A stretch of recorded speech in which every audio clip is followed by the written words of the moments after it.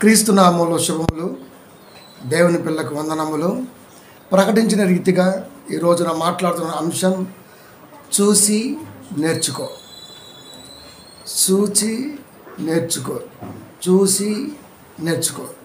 ప్రియమైన దేవుని పిల్లరా, ప్రపంచానికి క్రైస్తవుడు చాలా నేర్పాడు దైవ జ్ఞానంతో. ఈ రోజున ఏది మనిషి ఉపయోగిస్తున్నా, ఉపయోగకరంగా ఉంటున్నా అది క్రైస్తవుని యొక్క గొప్పతనమే. అలాంటి క్రైస్తవుడు మనిషి ఆలోచనలకి అవసరం వాటిని సమకూర్చగలిగాడే కానీ ఆ ఆలోచన వెనకాల రాయించనే ఈ మాటను మాత్రం సమాజంలో స్థిరపరచలేకపోయాడు. క్రైస్తవ బోధకులు అలాగే ఉన్నారు, విశ్వాసులు అలాగే ఉన్నారు. మనం మనుషుల మధ్య జీవిస్తున్నామన్న సంగతి మర్చిపోయారు. కొందరు స్వార్థం కొరకు కులాలతో మతాలతో విభజించి మాట్లాడుతుంటే క్రైస్తవుడు రెండు రకాలుగా మాట్లాడుతున్నాడు. ఒకటి క్రైస్తవుడు, రెండు అన్యుడు లేదా క్రైస్తవేతరుడు. వాళ్ళు అన్యులండి అంటుంటున్నాం. అన్యులు అనే పదానికి అర్థం దేవుణ్ణి ఎరగని వారు అని అర్థం. తెలియని వారు కాదు. యేసుక్రీస్తు వారి పేరు ప్రపంచంలో ఏ మూలకని తెలుసు, కానీ ఆయన గుణగణాలు, ఆయన త్యాగం ఎవరికి తెలియదు. పేరంటే గుణగణాలు, అది క్వాలిఫికేషన్. ఇది సమాజంలోకి మనం తీసుకెళ్ళి నేర్పవలసిన బాధ్యత ఉంది. కానీ విచిత్రం ఏంటంటే నేర్పవలసిన మనమే నేర్చుకునే స్థితిలో దిగజారిపోయామా అనిపిస్తుంటుంది కొన్ని సందర్భాలను చూస్తుంటే. ఎందుకంటే అన్యుడు క్రైస్తవుడికి ప్రారంభం నుంచి చాలా మేలు చేసుకుంటూ వచ్చాడు. చాలా మేలు. పాత నిబంధనలో దేవుని ఎరగని వారిని ఆయన వేసుకుంటూ వచ్చాడని ప్రసంగాలు చేస్తూ వెళ్ళిపోతున్నాడు. కానీ యేసుక్రీస్తు వారు వచ్చిన తర్వాత, సంపూర్ణ జ్ఞానం లోకానికి వచ్చిన తర్వాత ఒక్కసారి ఆయన మెదడులోకి వెళ్ళి ఆలోచించగలిగితే చాలానే మేలు చేశాడు. క్రైస్తవ మిషనరీస్కి కానీ, క్రైస్తవ పెద్దలకు కానీ, క్రైస్తవ బోధకులకు కానీ. కానీ ఈ రోజున అన్యుడిని క్రైస్తవుడు అంటరాని వాడిగా చూస్తున్నాడు. చాలామంది కాపుర్లు అదే చేస్తుంటారు. ఒక ఆమె చెబుతుంది, మా ఇంట్లో పాస్టర్ ఉన్నాడండి, ఆయన వేరే సంఘం.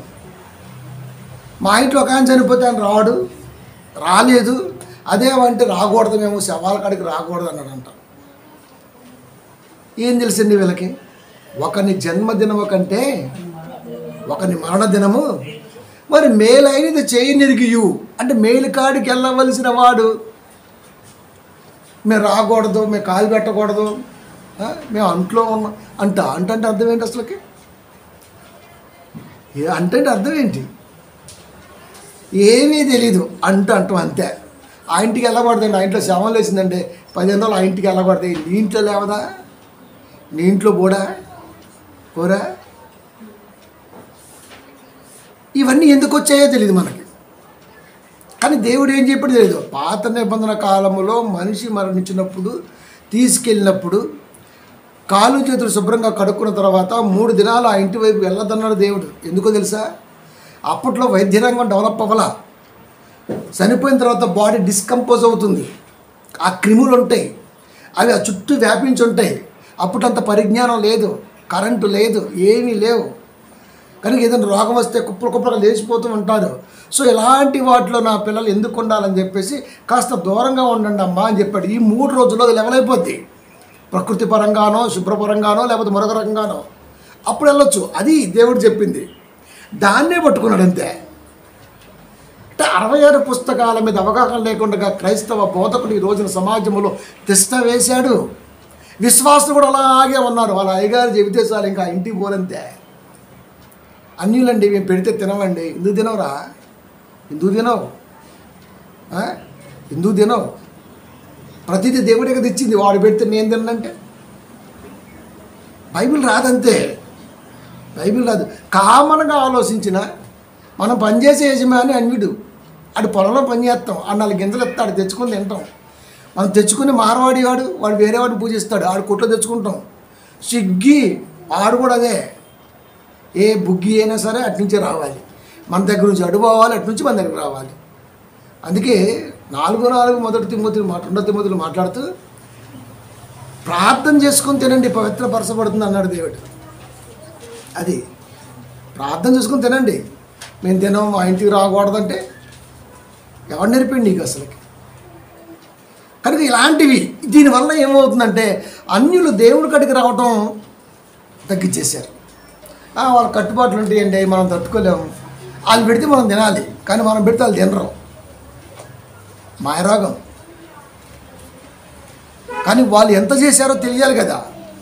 మరుగును పోయిన ఎన్నో సంగతులను ఈ రోజున మనం తీసుకొచ్చి మాట్లాడుతున్నాం కదా. వాక్యం మనకు ఆధారం, అయ్యగారు నోటి మాటతో మనం పని లేదు. వాక్యంలోకి వెళ్దాం. రోమీయులకు రాసిన పత్రిక 2వ అధ్యాయము 14వ వచనం.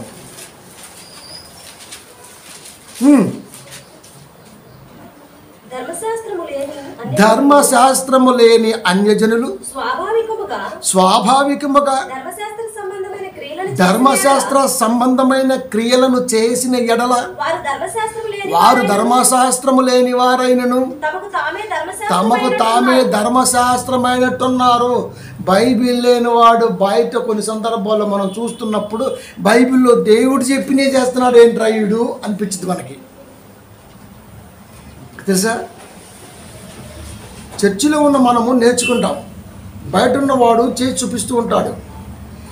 ఫర్ ఎగ్జాంపుల్, పేదలకి అన్నం పొట్లాలు ఇస్తూ ఉంటారు, పొరి దుప్పట్లు ఇస్తూ ఉంటారు, లేదా మరొకటి చేస్తూ ఉంటారు. దేవుడు ఆదరించమన్నాడు, కనికరించమన్నాడు, ప్రేమించమన్నాడు.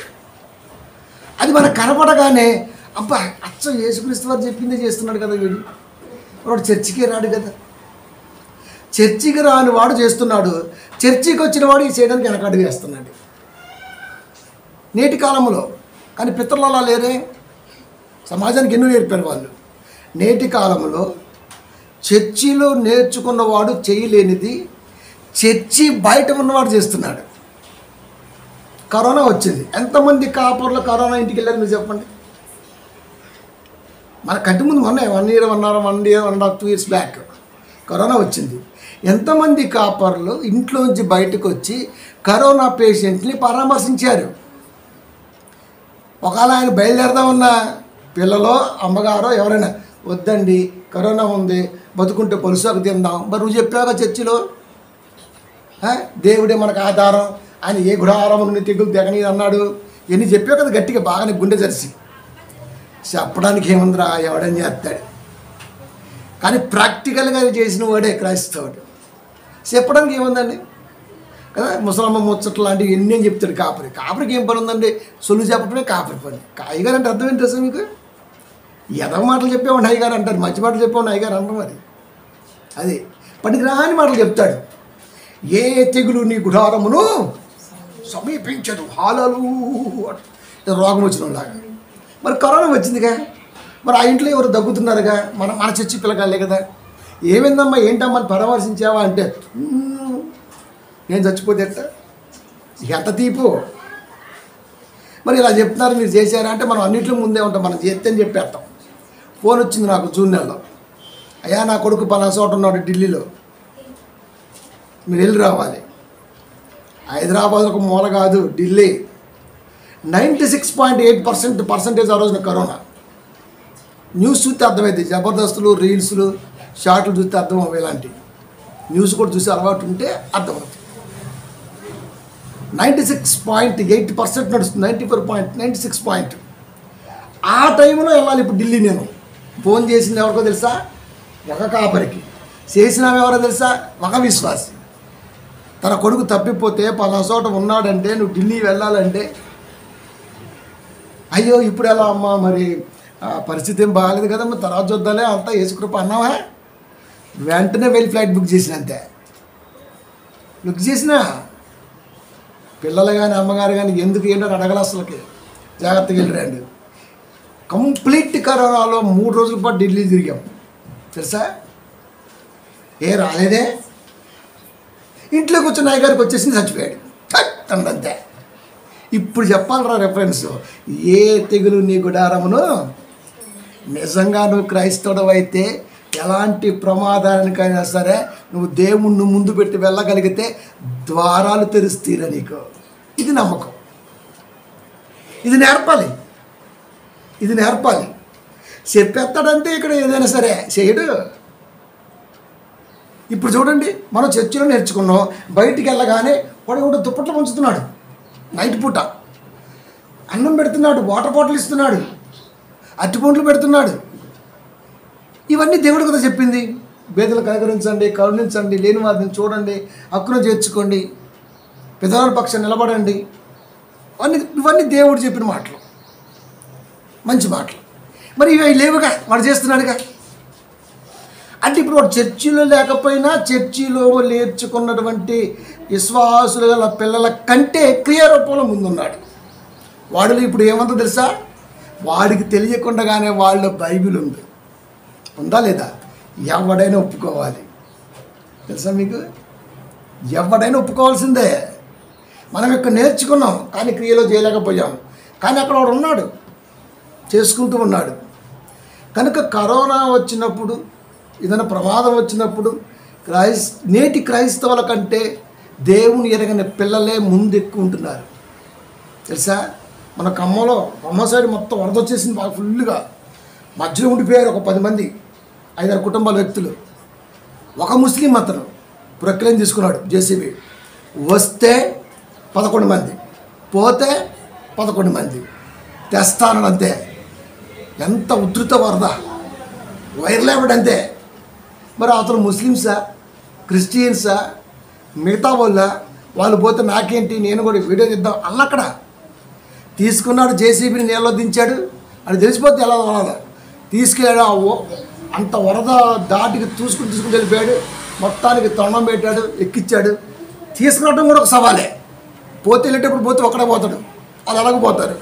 కానీ ఎక్కిన తర్వాత తీసుకురావడమే వాడి మీద ప్రజలు ఉంది. ఎంత జాగ్రత్తగా తెచ్చాడంటే కేంద్ర ప్రభుత్వాలు మెచ్చుకోగలిగాయి. కులాన్ని చూసా, మతాన్ని చూసా, మానవత్వ విలువలను చూసి అక్కడ అనుకోలేదు కదా. కానీ దౌర్భాగ్యం ఏంటంటే క్రైస్తవ కొన్ని మిషనరీలు, కొన్ని సంస్థల్లో వాళ్ళు పెడితే వీళ్ళు తినరు, వాళ్ళ ఇంటికి వీరు రారు, వాళ్ళు అన్యులు అంటారు, వాళ్ళు దేవుని ప్రేమ తగ్గడం అంటారు. ఇన్ని రకాలుగా మాట్లాడుతుంటే 10:36 పుస్తకాలు ఉన్న మంచి మాట అంటే తెలుసా? యేసుక్రీస్తు వారు అందరికీ ప్రభు అయితే మరి నీకు చర్చి వాళ్ళకి ప్రభు అయిపోయాడుగా. కనుక పాసి బోధ మానాలరా. అవగాహన లేకుండా బోధకుడు అయితే ఇలాగే ఉంటుంది తెలుసా, ఇలాగే ఉంటుంది. ఇప్పుడు చెప్పండి, ధర్మశాస్త్రము లేని అన్యజనులు స్వాభావికముగా ధర్మశాస్త్ర సంబంధమైన క్రియలను చేసిన ఎడల వారు ధర్మశాస్త్రము లేని వారైనను తమకు తామే ధర్మశాస్త్రమైనట్టున్నారు. బైబిల్ లేకపోయినా బైబిల్లో చెప్పిన సంగతులు బయట చేస్తుంటే వాడికి తెలియకుండానే బైబిల్ ఉన్నది అన్న సంగతి నువ్వు చెప్పాలి. తెలుసా? నువ్వు చెప్పాలి. వాళ్ళు బైబిల్ లేదు, మరి లేదు కదా. కనుక ప్రియమైన దేవుని పిల్లారా, బైబిల్ చెప్పినటువంటి క్రియలు, బయట జరుగుతున్నటువంటి క్రియలు, ఈ రెండు కూడా కంపేర్ చేస్తే ఎలా ఉంటుంది? ఇద్దరు ఒక్కోసారి మనం కూడా అలాంటివి చేస్తుంటాం. ఈ రెండు కంపేర్ చేస్తుంటే, సరే మనము బట్టలు పంచుతాం, వాళ్ళు పంచుతారు, వాళ్ళు వీళ్ళు రెండు కంపేర్ చేస్తూ ఉంటాం. ఈ కంపేర్ చేసినప్పుడు మనకి ఏమనిపించింది వాక్యం కాడికి రావాలి, వాడికి ఏం చెప్పాలో నువ్వు వాక్యంతో చెప్పాలి. అంతేగాని విమర్శించటమో తక్కువ చేసి మాట్లాడటమో ఎప్పుడూ చేయకూడదు. అది చేయకూడదు కూడా. 4:8 ఫిలిప్పీయులకు రాసిన పత్రిక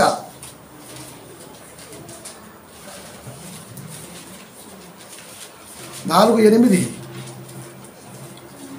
మెట్టుకు సహోదరులారా, ఏ యోగ్యత అయినను మెప్పైనను ఉండిన ఎడలా, ఏవి సత్యమైనవో, ఏవి మాన్యమైనవో, ఏవి న్యాయమైనవో, ఏవి ఉత్తమమైనవో, రమ్యమైనవో, ఏవి ఖ్యాతి గలవో వాటి మీద ధ్యానం ఉంచుకొనుడి. మంచిది. మనం చేస్తున్నాం, వాళ్ళు చేస్తున్నారు. రెండు చూస్తే కంపారిజన్ బాగుంది.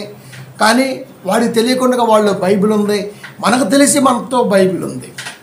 ఈ రెండింటి కంపేర్ చేస్తే ఏది యోగ్యమైనది, ఏది మెప్పైనది, ఇది చేస్తే యోగ్యత, ఇది చేస్తే మెప్పు మనకు అర్థమైపోద్ది. చాలామంది కూడా మెప్పు కొరకు పనిచేసే వాళ్ళు, మెప్పు కొరకు ఎదురు చూసేవాళ్ళు చాలామంది ఉంటారు. బయట కాదు, ఎలాగో బయట అలాగే ఉంటారులే. ఆ లీటర్ కంట్లో పడితే బాగుండు, ఆ రైతు కంట్లో పడితే బాగుండు, ఆ ఓనర్ కంట్లో పడితే బాగుండు, మనకేమన్నా మంచి చూపు చూస్తాడేమో. నువ్వు చేసే పని చేసుకుంటూ పో, ఆడి నిన్ను ఎత్తుకుంటూ వస్తాడు అంతే. ఎదుటివాడి కంట్లో పడాలి అని ఎప్పుడు పని చేయకూడదు. ఎదుటివాడే మనల్ని గుర్తెరగేటట్టుగా మన పని మనం తీసుకెళ్ళిపోద్ది. కాస్త లేట్ అవ్వచ్చు, బట్ అదే మంచి కిరీటంగా ఉంటుంది. ఆయన చూడాలి, నేను చేయాలి కుదరదు. మన పని మనం చేసుకుంటూ పోతుంటే ఆడే చూస్తాడు, అలసట వచ్చేది అంతే కదా. కనుక మెప్పు కొరకు ఎప్పుడు పని చేయకూడదు. ఏది ఉత్తమమైంది, ఏది యోగ్యమైంది, ఇది చేస్తే మంచిది, అది చేస్తే మంచిది, అది చేస్తే పేరు వచ్చింది, ఇలా చేస్తే పేరు వచ్చింది, ఇలా చేస్తే మనకు ఘనత వచ్చింది, మనకు గుర్తెరగాలి, ఇలాంటివి క్రైస్తవుడు ఎప్పుడూ చేయకూడదు.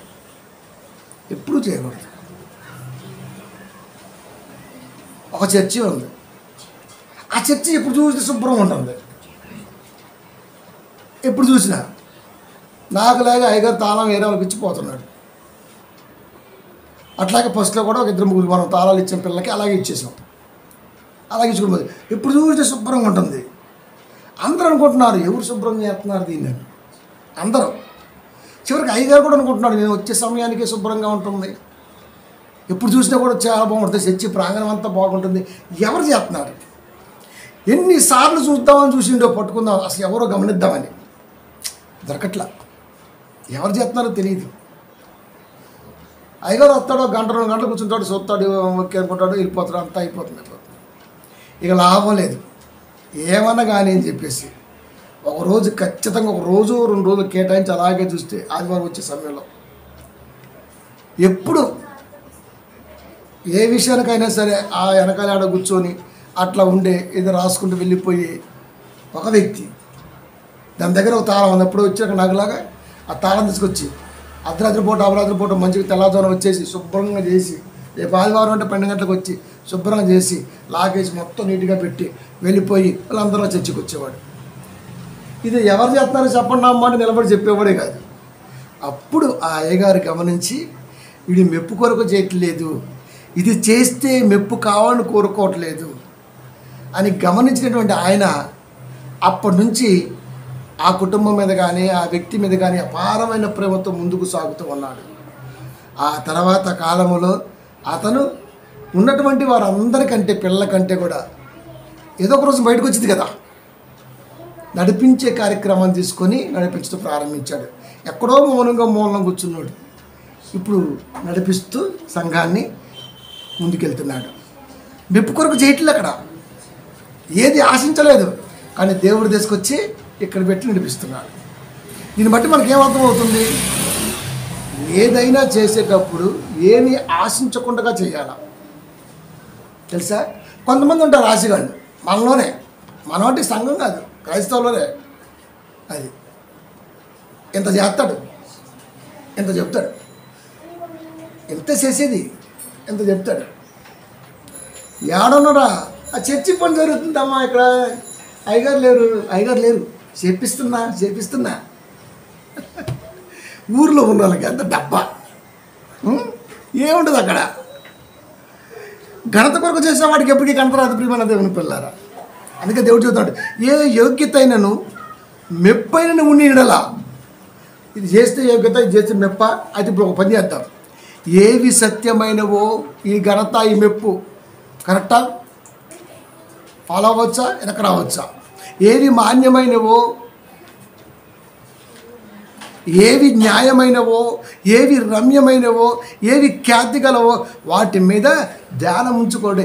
మనం చేసే పని దేనికి తీసుకెళ్తుంది, ఏ దారికి తీసుకెళ్తుంది, దాన్ని మనం ధ్యానం ఉంచుకోవాలి, దాన్ని మనం గుర్తెరగాల. దాన్ని మనం ఫాలో అవ్వాలి, దాన్ని మనం వెంటాడాలి. ఇది క్రైస్తవుడి లక్షణం. ఈ పని చేస్తే ఇది ఖచ్చితంగా దేవుడికి ఉపయోగకరంగా ఉంటుంది, దీన్ని ఫాలో అవుతాం. అది దేవుడు చూసేటట్టుగా చేయగలిగేది మాత్రమే పని. ఇక మనుషులు చూసేట్టుగా చేసే పనులు చూసినవా, అది ఎప్పటికైనా సరే డాంబికమే. కాబట్టి క్రైస్తవుడికి ఈ ఆలోచించాడు దేవుడు. అది క్రైస్తవుడికి ఆలోచించాడు దేవుడు. ఇది చేస్తే ఎలా ఉంటుంది, ఇది ఎంతవరకు తీసుకెళ్తుంది, ఇది కరెక్టేనా, ఇది అన్నది ఒక నిర్ణయం. కానీ వాళ్ళకి అలా లేదు. వాళ్ళు చేసింది చేసుకుంటూ పోతుంటారు. దాంట్లో వాళ్ళు ఏమి ఖ్యాతి కోరుకోరు, ఘనత కోరుకోరు, చేస్తుంటారు అంతే. దుప్పటి వస్తాడు, టీ ఇస్తాడు, అది పెడతాడు, అట్టి పండ్లు పెడతాడు, చేసుకుంటాడు, వెళ్ళిపోతాడు. వాడు ఆలోచించడు, కానీ చేసుకుంటూ వెళ్తాడు. మనం చెయ్యం. చేస్తే ఆలోచనలో తీసుకుంటే బాగుంటుంది. అంటే దేవుడు చెప్పాలనుకుంది ఏంటంటే, బైబిల్ లేని వాడి యొక్క ఆలోచనని, బైబిల్ కలిగిన వాడి ఆలోచనని మీరు జాగ్రత్తగా ఆలోచించండి. ఏది యోగ్యమో, ఏది ఖ్యాతో, ఏది రమ్యమో, ఏది న్యాయమో, ఏది మంచో, ఏది చెడో. చర్చిలోకి వస్తున్నారు కదా, మీకు అర్థమైంది కదా, అవి చూడండి, అవి నేర్చుకోండి, వాటి మీద మనసు ఉంచండి అని చెప్పేశాడు. మరి వాళ్ళకి ఎవరు చెప్తారు? బయట వాళ్ళకి అన్నం పెట్టడం మంచిగా చేయడా, బట్టలు పంచడం మంచిగా చేయడా, నీళ్లు పోయటం మంచిగా చేయడా. ఎండాకాలం వచ్చింది, మాకు అన్యుడు రోజు 10 ట్యాంకర్లు పంపిస్తారు రాజగురుగొప్పకి. ఇప్పటికీ అది ఆయన వైపే చూస్తారు, కానీ ఆయనకు మాత్రం ఓట్లేరు. సరే పక్కన పెట్టి రాజకీయం మనకైతే, కానీ ఆయన వైపే చూస్తారు. 10 ట్యాంకర్లు వస్తాయి. సార్ వాటర్ ట్యాంకర్ లేదు, పంపిస్తానమ్మా. రోజుకు 10 సాలం, 13,000 మంది జనాభా, ఏం సరిపోతుంది మీరు చెప్పండి. అన్యుడు మేము క్రైస్తవుల ట్యాంకర్, యేసుక్రీస్తు వాటర్ ట్యాంకర్ అంటే నేనే తీసుకుంటాం, లేదా తీసుకోం అని ఉంటామండి. ముందు మనమే ముందు ఉంటాం.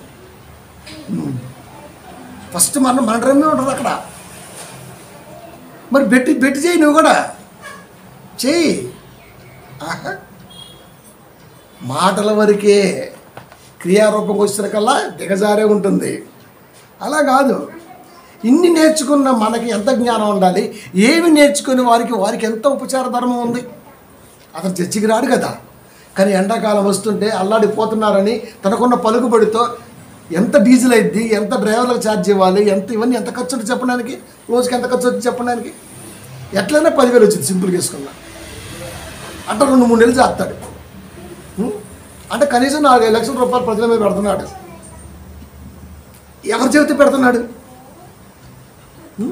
ఏం చెప్పుకోరు పెడుతున్నాడు? ఒక అన్యుడు. ఇవన్నీ మనం కంపేర్ చేయాలి. కంపేర్ చేస్తే వారిలో ఉపచార ధర్మం ఉన్నది. అసలు ఉపచార ధర్మం అంటే ప్రపంచానికి నేర్పిందే క్రైస్తవుడు. ఉపచారం ఎలా చేయాలో ప్రపంచానికి మిషనరీస్ వచ్చిన తర్వాత నేర్పిందే క్రైస్తవుడు. ఎక్కడో పుట్టినటువంటి ఆగ్నెస్ గోన్సా బొజాక్షో, మదర్ తెరీసా ఇక్కడికి వచ్చింది. ఎక్కడికి? యుగోస్లేవియాకి పుట్టింది ఆమె. ఎక్కడికి వచ్చింది? కలకత్తా. ఎక్కడుంది? మురిగివాడలో. ఏం చేసింది?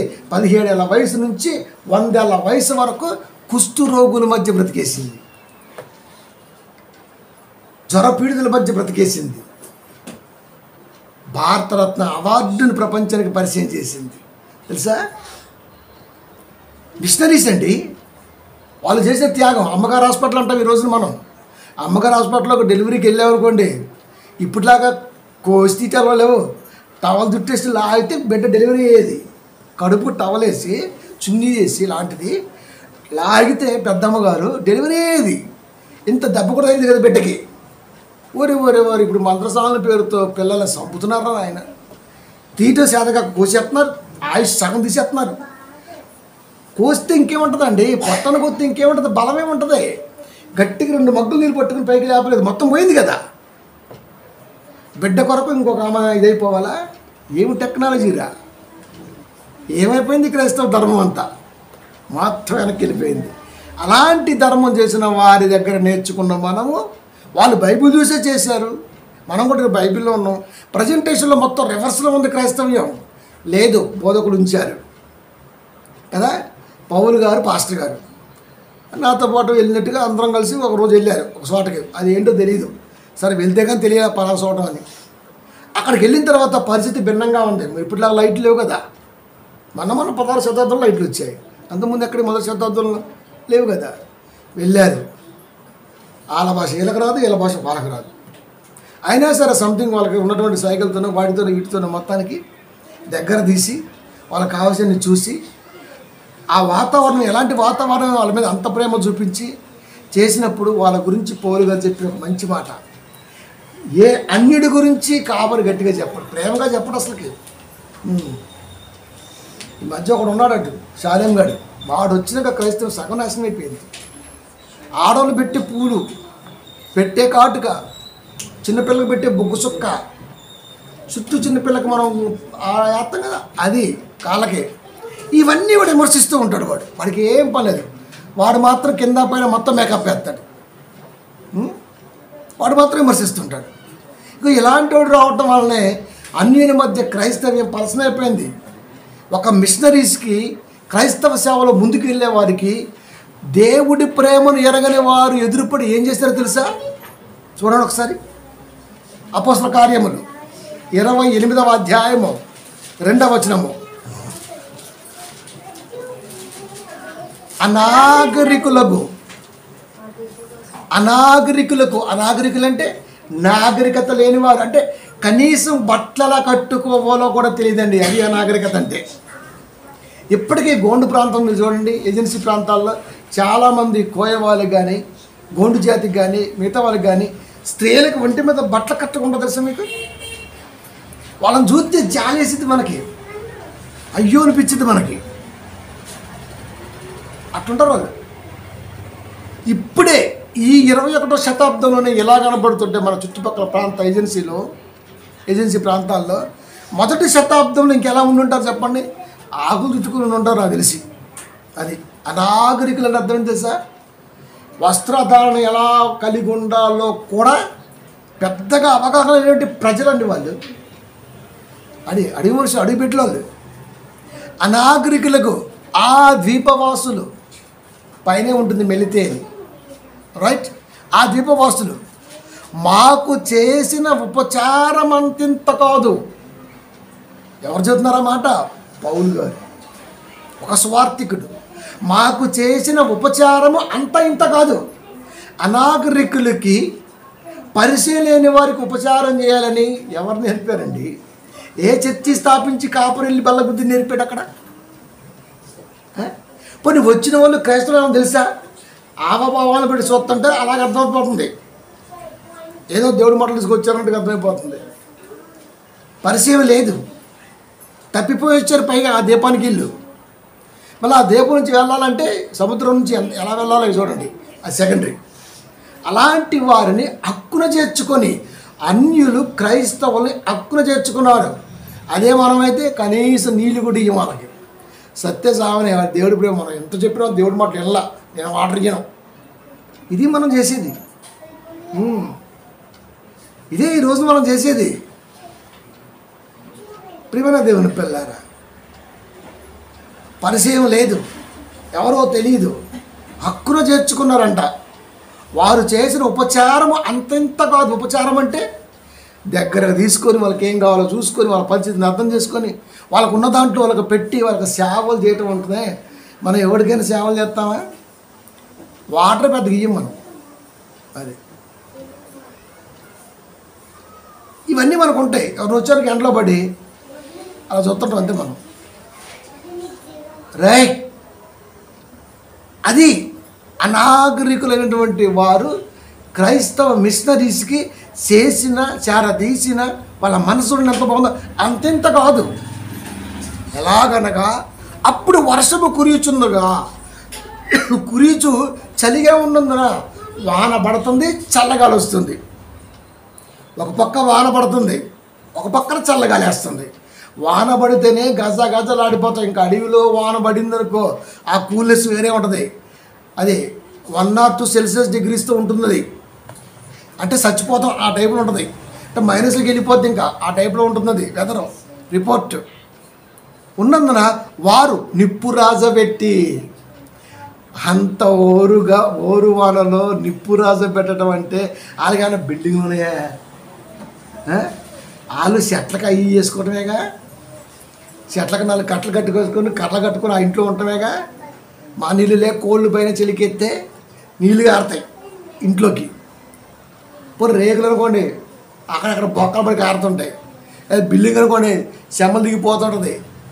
మనం ఎవరు వచ్చారనుకోండి చుట్టాలు, ఈ టైం ఎందుకు వచ్చిండ్రు నాయన, మా ఇల్లు మొత్తం పూసి పెట్టిపోయింది, వీడికి మాకే లేదు ప్లేస్, వీడికి యాడ్ ఇవ్వాలి నాయన అంటే ఇప్పుడు మంచి ప్లేస్లో వాడికి ఇచ్చి మనం వేరే ప్లేస్కి వెళ్ళాలి. ఈ టైప్లో మనం ఉంటాం, మనం అడ్జస్ట్మెంట్ అవుతాం. కానీ మిగతా వాళ్ళకి ఇవ్వగలమా?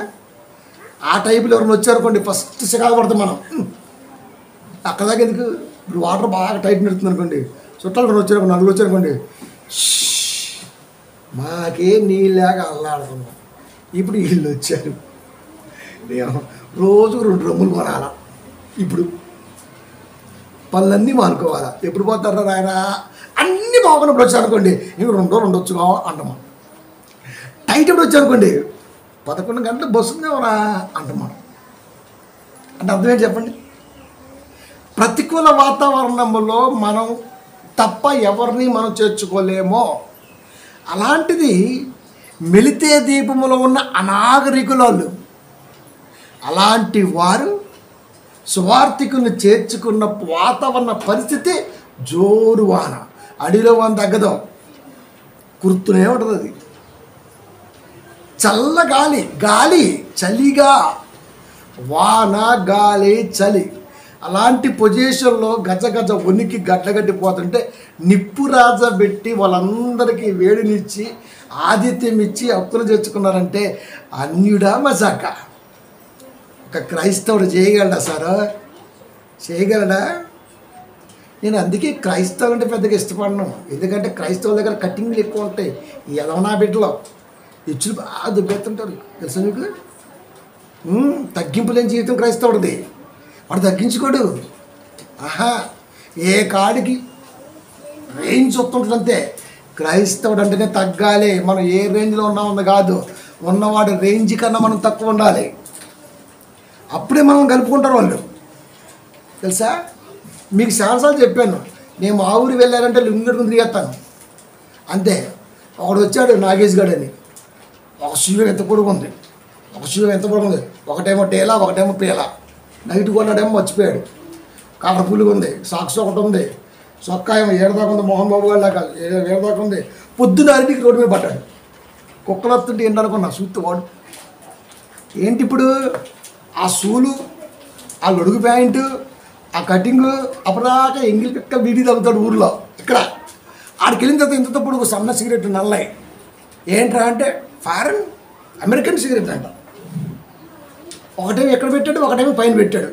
తిరుగుతూ ఉండు అటు ఇటు. ఎవరిని అడిగితే టక్కని బిగిచ్చేస్తున్నాడు. షోరి వేసాలు అనిపించింది నాకు. పేరు నెహేమియా పెట్టారు అడిగి మళ్ళా. అది ఆడి పేరు నాగ్గాడైతే నెహేమియా పెట్టారు. నెహేమియా అంటే చేసే ఉద్యోగాన్ని మానేసి 6 నెలలు సెలవు తీసుకొని కూలిపోయిన యెరూషలేము ప్రాకారాలను కట్టడానికి త్యాగం చేసినటువంటి మహావీరుడు ఆయన. అలాంటి వాడి పేరు పెట్టుకొని సిగరెట్ పిక్కలు తిరిగెత్తావా అని ఊర్లో. అరే ఊర్లో పోయినప్పుడు ఎలా ఉంటామండి? మనం పెరిగి వచ్చిన ఊరు ఎలా ఉంటుంది చెప్పండి? అంత ఆఫ్ బలి తీసుకుని అక్కడక్కడ సినుకొని వేసుకొని రోడ్డు మీద కూర్చొని మాట్లాడుతూ ఉంటాం. అసలు మనమైతే వివో పెట్టేస్తాం తలకంతే, నొన్నగా ఉంటుంది అంతే కదా. నేను మొత్తం జరిపేసుకొని తిరిగేస్తుంటా. ఏం మారలా మావాడు, ఊగుండ్రా మీ మధ్య మారిపోయిండ్రా. తెలుసా? మన దగ్గర ఒకడు ఉండేవాడు తొండపడకవని, ఆడిని తీసుకెళ్ళా సార్ మా ఊరు. నాకు మేనమామ అవుతాడు. ఆయన అంటున్నాడు, ఏ మామ ఎలా ఉన్నావే అన్న. ఊకుండాయి గారు మీరు మాట తగ్గించన్నాడు. ఏ మామ ఎలా ఉన్నావు అన్నది నేను ఆయనతో చాలా నుంచి మాట్లాడుతున్నా. ఇప్పుడు నేను ఖమ్మం మీటింగ్కి వెళ్తున్నా, అప్పుడు మా ఊరు వెళ్ళాలి. ఆయన అంటాడు, ఇప్పుడు నువ్వు అయ్యగారి రేంజ్లో ఉన్నావు, మంచి పొజిషన్లో ఉన్నావు, నువ్వు అట్లొద్దు, ఇవన్నీ నచ్చదు, నువ్వు నాకు మామే. ఆయన డ్రైవర్, అప్పుడు క్లీనర్, నేను క్లీనర్కి వెళ్ళేవాడిని. నువ్వు నాకు మామే, డ్రైవర్వే, నేను నీ క్లీనర్నే. అప్పుడు ఒక మాట అంటారు, ఎంత ఎదిగినా నువ్వు జనాల్లో కలిసి ఉంటావు. మరి ఎవరిలో కలిసి ఉండాలి? చూపించుకోవాలి యాటిట్యూడ్. జుంబొక్కని కొంచెం చూపించాలా? నాకు క్రైస్తవులు అంటే చెడ్డ చికాకు. అస్సలు సమాసం చేయండి నేను. ఎంత ఫస్ట్లో పెడతాను నేను, ఫస్ట్లో పెడతా. నిజం, సమాజం చేయను అసలు నేను. అబ్బే సెట్ అవుతుంది మనకి. ఇది తగ్గింపు లేదు కదా. అది ఊర్లో పోతే కటింగ్ ఏందిరా ఊరమాసనాయాల వాళ్ళు మనోళ్ళరా, ఇంకా అనాగరికంగా అలాగే ఉండుంటుందిరా. మా ఊర్లో ఒక ఆమె ఉంది, మన ఊర్లో సహజంగా కిరసనాలు అంటాం. పదం ఎలా ఉంటుంది మనకి? కిరోసిన్ ఆయిల్, కిరసన్ ఆయిల్ అని మనం మాట్లాడేటప్పుడు కిరసనాలు పోయి అంటాం మనం. గాంసు నూనె అంట. అబ్బా నాకే అర్థం గాంసు నూనె ఏంది, ఎంత పాషగా మాట్లాడుతుంది తెలుసా అండి ఊరిలో. నరికి పోగులు ఎట్లా అనిపించింది నాకు, ఎంత బత్తిలి విత్తే అట్లా. ఇదే అండి యేసుక్రీస్తు వారు నేర్పింది. జనాలతో ఎలా మాట్లాడుతుంది, అసలు ఎక్కలేని ఇంగ్లీష్ పీసెస్ అది మనకి, ఎక్కలేని ఇంగ్లీష్ పీసులు పోతాం. అయ్యో బాబోయ్, ఆ పాస్ని చూస్తుంటే కోసి గుడ్లే అనిపించింది నాకైతే. వాళ్ళతో ఎలా మాట్లాడాలండి, వాళ్ళతో ఇంతకుముందు ఎలా ఉన్నామో అలాగే మాట్లాడాలా. అదే హెచ్చులు, పాషు, స్టైలు, ఎక్కడో ఇంగ్లీషులో వదిలేసాడే బాత్రూంలో ఇంగ్లీష్ మొక్కలు అయ్యి ఇయ్య మనల మధ్య. బైబిల్ ఏం తెలుసురా, వాళ్ళలో మార్పు లేదండి, కానీ మనలో మాత్రం క్రైస్తవులు మాత్రం, నేటి క్రైస్తవులు సుమా, నేటి క్రైస్తవులు అంత లఫ్ట్ మనస్తత్వం ఎవడికి లేదు. నిజమే, వాక్యం చూస్తే మనకు అర్థమైపోవట్లే. నేను కూడా చూస్తుంటా బయట, అయ్యో బాబోయ్ ఆడే వేసాలో పావులే మరి. ఏం నేర్చుకున్నాడో అర్థమే సాగదు. మెట్టుకు సహోదరులారా, మనకు ఆలోచన చేస్తూ 28 అపోస్తల కార్యాలు, అనాగరికులకు ఆ ద్వీపవాసులు, అక్కడే మనం చచ్చిపోవాలి. అసలు అనాగరికులు ఏంటండి, ఎవరు నేర్పారండి ఉపచార ధర్మాన్ని? ఇలా చెయ్యాలి ఎదుటి వారికి అని ఎవరు నేర్పారండి? ఎవరు నేర్పారు చెప్పండి? మాకు చేసిన ఉపచారం అంతింత కాదు. ఎలాగనగా అప్పుడు వర్షము కురియచ్చు, చలిగా ఉన్నందున వారు నిప్పు రాజబెట్టి మమ్మల్ని అందరినీ చేర్చుకుని ఒక్కళ్ళతో భరిస్తాం, కానీ అందరినీ భరిస్తామండి. ఎంత నిప్పేయాలి భోగిలాగా. నిప్పెత్తి సరిపోతుందా మరి? ఆకలి సరిపోతుందా మరి? నిద్ర, వాళ్ళ మంచి చేయడం వాళ్ళు వెళ్ళిందాక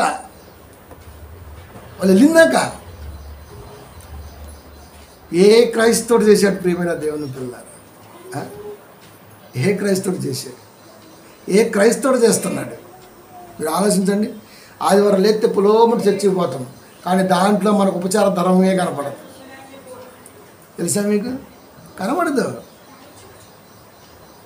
ఒక పాస్టర్ గారు అబ్బాయి తెచ్చాడు హైదరాబాద్, వాళ్ళ ఆయన పేరు అబ్బయ్య, తెచ్చింది శ్యాంప్రసాద్.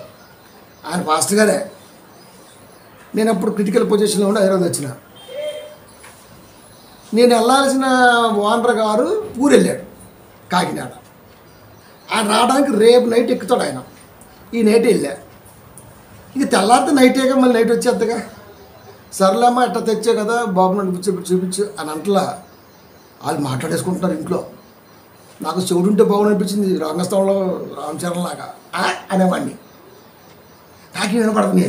ఎప్పుడు నైట్ 2:30, అప్పుడు 12:30కి 1 గంటకి వెళ్ళాం. అన్నం తింటాం అన్నాడు. ఆకలేస్తుంది కానీ వద్దన్నా, ఎందుకంటే సహజంగా ఇబ్బంది ఎవరిని పెట్టను నేను. సర్లే అని చెప్పేసిన, కొంచెం వాటర్ ఉంటే అక్కడ తాగినా, లేదు బాబు వద్దులే అని చెప్పి వచ్చిన. దాంట్లో పడుకున్నా. ఆ చుట్టూ కంపౌండ్లో ఉంటుందిగా, ఫస్ట్ ఫ్లోర్లో క్యాడర్, దాంట్లో పడుకున్నా.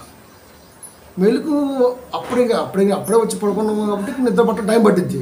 వాళ్ళు మాట్లాడుకుంటున్నారు, ఆయన అన్నం తింటున్నాడు. ఒక అర్ధగంట తర్వాత మాటలు పడుతున్నాయి. ఎందుకు తెచ్చారా పంపించేసి, ఆయన వచ్చిందాక ఉండాలంటే మనకి ఎంత ఖర్చు? రోజుకి గ్లాస్ బియ్యం. బాబోయ్, గ్లాస్ బియ్యమా? కొన్ని వందల మందికి చెయ్యి ఆహారం పెట్టింది తెలుసా. ఒక్క ఆదివారం వస్తే ఒక చికెన్ కాస్ట్ 2700. మామూలుగా ఎట్లనేమో. ప్రియమైన దేవుని పిల్ల, మీరు ఆలోచించండి. మనస్సు మీరు నమ్మండి ఎంత బాధేసిందంటే, మార్నింగ్ టిఫిన్ కూడా చేయాల. 50 రూపాయలు జేబులో ఉన్నాయి. 100 తెస్తే మధ్యలో 50 రూపాయలు ఆడే కాజేశాడు. ఈ 100 తీసుకొని ఆయన రూమ్ ఎక్కడో ఎంక్వైరీ చేసిన. ఆయన కాడికి వెళ్తే చెప్పారు పలానా రూమ్ ఉంటుందని. ఆడికి వెళ్తే తాళం వేస్తుంది. దీంట్లో తాళం కూర్చొని ఒక ఆయన వచ్చాడు, ఎవరినో అంటే పలానా అని చెప్పిన. నేనే దానికి చెప్పాడు. సరే ఫోన్ చేశాడు, ఉండమని వస్తున్నా అన్నాడు. ఈ లోపల పాపం ఆయన ఒక 50 రూపాయలు ఇచ్చాడు. అన్నిటి కదా మరి, అన్నిటి అట్లా చదువుకుంటూ వచ్చారు. అంటే క్రైస్తవ బోధకుడు కానీ క్రైస్తవ కుటుంబాలకు కానీ ఎదుటి వ్యక్తిని చారదీసి చేగీతం ఇద్దాం అన్న తలంపు 90% ఉండదు. కానీ చర్చిలో మాత్రం ముసుగేసి మరీ వింటాం మనం. అది మామూలుగా ఉండదు. ఆడవాళ్ళే ముసుగేస్తారు, మగవాళ్ళే మొండవాళ్ళు కూర్చుంటారు. క్రియలు ఉండవు ఇంకిక్కడ. అందుకే బైబిల్ని ఎప్పుడు ఓన్ చేసుకోవాలి.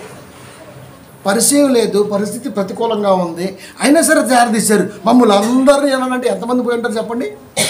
అంతమందిని అలాంటి స్థితిలో చారదీశాడంటే నిజంగా ఆ మిలితే దీపవాసులు ఎంత గొప్పలు మీరు చెప్పండి.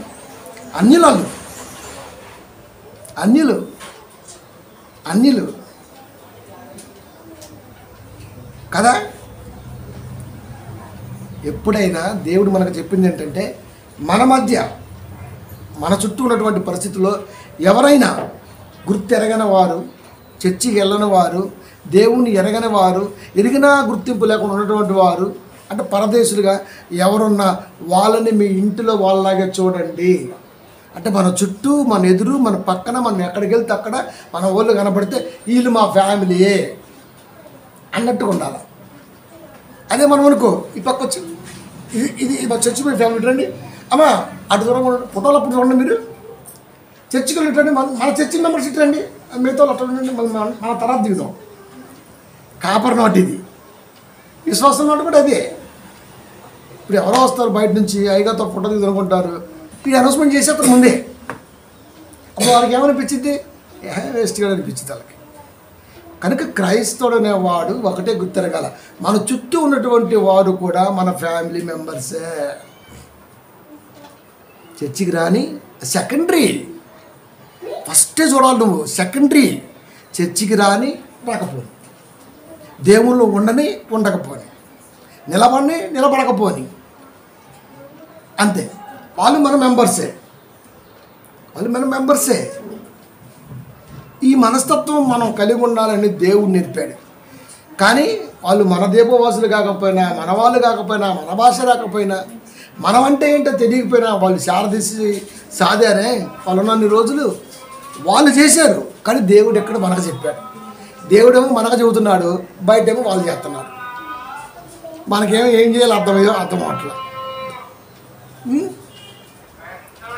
దేవుడేమో మనకు చెబుతున్నాడు, ఈ క్రియలనేమో బయట కనపడుతున్నాయి, చేయాల్సింది మనం, కానీ అక్కడ ఇవి కనపడుతున్నాయి. ఇప్పుడు ఈ పరిస్థితి ఏంటి మరి? మనం దీన్ని ఎట్లా తీసుకొని ముందుకెళ్ళాలి? నేర్చుకున్న మనము ఫాలో చేయవలసిన బాధ్యత ఉన్నది, నేర్పాల్సిన బాధ్యత ఉన్నది. కానీ ఇక్కడ నేర్చుకొని బయటకు వెళ్ళేసరికి వాడు ఆల్రెడీ చేసేస్తున్నాడు. అది హక్కును చేర్చుకోండి, ఆయన చేర్చుకుంటూనే ఉన్నారు. ప్రేమను పంచండి, ప్రేమను పంచుతూనే ఉన్నారు కదా. ఏథెన్సు నగరం అంటే బాగా కల్పితాలు, బొమ్మలు అవన్నీ నమ్మే నగరం. అలాంటి నగరంలో రకరకాల భక్తులు ఉంటారు. పౌలు గారి యొక్క ఆ మిషనరీ ప్రయాణంలో అది కూడా టచ్ చేశాడు. ఎక్కడ కించపరిచి మాట్లాడాల. ఈ రోజున పాస్టర్ గారు మొదలు పెడితే ఆ కొండ మీద ఏముంది గుడ్డు, ఈ కొండ మీద ఏముంది లడ్డు, ఆడిదంతా బండ, పైగా 115 కెత్తం చూపిస్తాడు. ఏమని? విగ్రహంలో మూతు లేదో, ముక్కు లేదో, వాసన బీలవో, శ్వాస లేదో, అవి బండ, అవి వినవో. దేవుడు బయట చెప్పమని చెప్పలా, నీకు అర్థం అవ్వాలని చెప్పాడు. అదే దానికి చెవులు లేవు, ముక్కు లేవు, నువ్వు పెట్టిపోయి చెవులు ముక్కులు పోయి. కొన్ని మనకు చెప్పాడు, కొన్ని బయటికి చెప్పమన్నాడు, కొన్ని లోపల పెట్టుకోమన్నాడు. ఇన్ని రకాలుగా దేవుడు మనకు జాగ్రత్తలు నేర్పాడు. అన్నీ బయట చెప్పలేము, అన్నీ లోపల దాచుకోలేము. దేవుడి మాటలు అంటే ఏ సందర్భంలో ఎక్కడ ఎలా వర్ణించాలో అలాంటి ఆలోచన జ్ఞానంతో క్రైస్తవుడు ముందుకి వెళ్ళాలి. పౌలు గారు వెళ్ళారు, అన్నీ చూశాడు. చిసి బొమ్మ తీసే బాబోయ్ వాళ్ళతో చెప్తే ఏంటది అంటాడు. అంతే మనోడు పోతే పెట్టుకున్నారు. నీకెందుకురా బొమ్మతో? ఆడింట్లో 100 బొమ్మలు నీకెందుకు? నీ సూపు ఆడికెందుకు పోయింది? పోతే పోయింది, కళ్ళు ఉన్నాయి కాబట్టి పోయాయి. సరే చూసాం, ఓకే, వదిలేసి. అంతే. ఏంటది? మేము మొదటిదాకా దాన్నే చేసాం, ఇప్పుడు మేము వేసాని నమ్మేసుకున్నాం, ఇంకా మాకు దాంతో పర్లేదు. కేసుకొని నేను మంటలో వేసా అంటే ఆడికి మండుద్ది. ఇప్పుడు ఎందుకు వచ్చిన రేటు మన ఇంటికి అంటాడు. అంతే. మనం ఫస్ట్ ఇదే ఆడి నమ్మే ధర్మాన్ని, ఆడి నమ్మకాన్ని, ఆడి యొక్క ప్రేమని మొత్తాన్ని తగలెట్టి వచ్చేస్తాం మనం ఇంటికి వెళ్ళి, కొంపలు అంటించేస్తాం మనం. ఆయనకి ఎవరికో తోకుండి నిప్పు అంటించి లంకను తగలబెట్టాడే ఆ టైం కాదు మనం ఏకంగా లోకాన్ని తగలేస్తాం మనం. ఎక్కడికి వెళ్ళినా ఏదో ఒకటి అని రావాల్సిందే. ఎందుకంటే అయ్యగారు నేర్పుతారు కదా, మరి చర్చిలు అయ్యగారు నేర్పుతారు మనకి. యేసుక్రీస్తు వారు ఒక్కడే మనకు దేవుడు, నేను తప్ప ఎవడు మీకు లేడు అంటే అర్థం ఏంటి? లోకాన్ని కలిగించింది నేనే, కానీ చాలామంది మధ్యలో దూరారు, వాళ్ళందరికీ మీరు చెప్పాలి అని మనకు నేర్పాడు అక్కడ. ఇప్పుడు వెళ్ళి వాక్యం చూపిస్తాం మనం, యెహోవాయే దేవుడు, ఇవి ఎవరో కాదో, ఎన్ని వేస్తూ దెయ్యాలు అని చూద్దాం. అలా చెప్పే ప్రాణాల మీద తెచ్చుకుంటున్నారు చాలామంది కాపర్లు. పైగా సేవకి వెళ్ళి తనులు తిన్నాం, సేవకి వెళ్తే ఎవ్వడు కొట్టడండి. నేను ఎన్ని సందర్భాలు, ఎన్ని సంవత్సరాలు సేవ చేసి తెలుసా? బయట కరోనా వచ్చినాక తగ్గింది, కానీ ఎన్ని ముస్లిం ప్రాంతాల్లో సేవ చేసే తెలుసా? ఏ ఒక్కడు కూడా ఎదురురా తెలుసా? ఇక్కడే రీసెంట్గా బోరబండ, సాక్షాత్ మన పిల్లలే, బోరబండలో మసీదు పక్కన మీటింగ్ జరుగుతుంది. 8:05కి అలా వచ్చేస్తుంది బయటికి, టక్కన ఆపేసినంతే. అందరూ చెప్పారు సైలెన్స్ అని. అది అయిపోయిన తర్వాత ప్రసంగం స్టార్ట్ చేస్తే ఒక ముస్లిం అని ఉన్నాడు, అంత అయిపోయినాక అంటాడు చవే అంటాడు. అంటే అర్థం ఏంటి? వాళ్ళది వస్తుంది, మన రన్ అవుతుంది, రెండు ముందుకు వెళ్ళొచ్చు. కానీ ఇక్కడ ఈ ప్రాంగణంలో దానికి సంబంధించిన వారు కూడా ఉంటే ఖచ్చితంగా దేవుడి యొక్క ప్రేమ ఏంటో వాళ్ళకి తెలిసిద్ది కదా. మసీదు పోకుండా ఉన్నవాళ్ళు ఉంటారు, ఒక్కోసారి సహజంగా అందరూ వెళ్తారు, ఏదో మిస్ అయితే ఉంటారు, వాళ్ళు వింటారు కదా. సో ఇన్ని యాంగిల్ చేసాం. అర్ధరాత్రి అపరాత్రనకుండా ఎన్నో ప్రాంతాలకి నడి రేత్రి బయలుదేరి వచ్చేవాళ్ళం. మాకు ఎక్కడ ప్రమాదం జరగలేదే అంటే మేము వెళ్ళిన చోట అందరిని ప్రేమిస్తూ దేవుడి గొప్పతనాన్ని మాత్రమే చెప్పొచ్చేవాళ్ళం. నీ ఇంట్లో అది ఉంది, నీ ఇంట్లో ఇది ఉంది, నువ్వు ఆ బొమ్మ బీగేసేయి, వచ్చేవారం కలిసి వచ్చింది, ఇవన్నీ చెప్పలా. ఈ పాస్టర్ చెప్పేస్తాడు, ఆ బొమ్మ తీసేయి, అది తీసేయి, మెల్లో తాలిబొట్టు తీసేయి. తాలిబొట్టు ఏం చేసిందిరా? తాలిబొట్టు ఏం చేసింది? ఇప్పుడు ఆడవాళ్ళ మీదకి ఎందుకు వెళ్తున్నావు? బొట్లు వెళ్తే నీకెందుకు? తిలకం అంటే అర్థం ఏం చేసి నీకు? తిలకాన్ని ప్రపంచంలో మొట్టమొదటిగా చిందించింది క్రైస్తవుడారా. తిలకం అంటే బొట్రా, అదనమాట. ఫస్ట్ ప్రపంచంలో ఒక ప్రాణం కొరకు రక్తం చిందించింది తిలకమే. ఎవరు చెప్పండి? హేబేలురా. ఆది కాండంలో హేబేలు తన రక్తాన్ని భూమి మీదకి వేసాడు. తిలకం, రక్త తిలకం, బొట్టు. ఏం తెలిసి పాస్టర్ గారికి బట్టి పెట్టకి అట్లంతా కోసి, అదనమాట. అది వీడికి ఏం అర్థం అవుతుంది? నేటి కాలంలో అయ్యగారికి ఏం తెలియదు, ఒక్కటే తెలుసు, ఊరి మీద పడి ఆపోతులాగా. అది ప్రార్థన కూడా తెలుసా మీకు? ఏం చేస్తుంది తెలుసా? అబ్రహాంకి ఇచ్చిన సంతానం మీ బిడ్డలకు ఇచ్చిన గాక. కంటదా అంతమందిని? కంటదా? ఏమి ఆశీర్వాదం అట్ట ఇచ్చావు? నీకే దిక్కులేదు ఇక్కడ, వాళ్ళకి ఎలా ఇస్తా? నీకే దిక్కులేదు కదా, ఏం ఆశీర్వాదాలు? కనుక ప్రియమైన దేవుని పిల్లరా, అవగాహన రాహిత్యం అనేక మంది మధ్య మనల్ని పలసన చేస్తుంది. ఎస్పెషల్లీ క్రైస్తవుని పలసన చేస్తుంది. ఇది అన్ని మూఢనమ్మకాలే క్రైస్తవుడి. వాళ్ళే కాదు, మనయే మూఢనమ్మకాలు. ఆ ఇంటికి పోం, ఆ ఇంట్లో తినం, ఆ ఇంటి వైపు చూడం, ఆ ఇంటి వైపు కన్నెత్తాం, ఆ ఇంటి వాటర్ రాగం. భగీరథ మిషనరీ వాటర్ ఎవరిదిరా? భగీరథ వాటర్ ఎవరే? ఎక్కడి నుంచి వస్తున్నాయి? ఎక్కడో సింగూరు జలాలు, కృష్ణా జలాలు, గోదావరి జలాలు మిక్స్ అయ్యి కొన్ని వేల కిలోమీటర్ల పైప్ లైన్ ద్వారా అనేక మంది హైందవ సోదరులు పనిచేస్తూ, ముస్లిం సోదరులు పనిచేస్తూ కష్టపడితే నీ ఇంట్లోకి నల్లొచ్చింది. అవి తాగవా?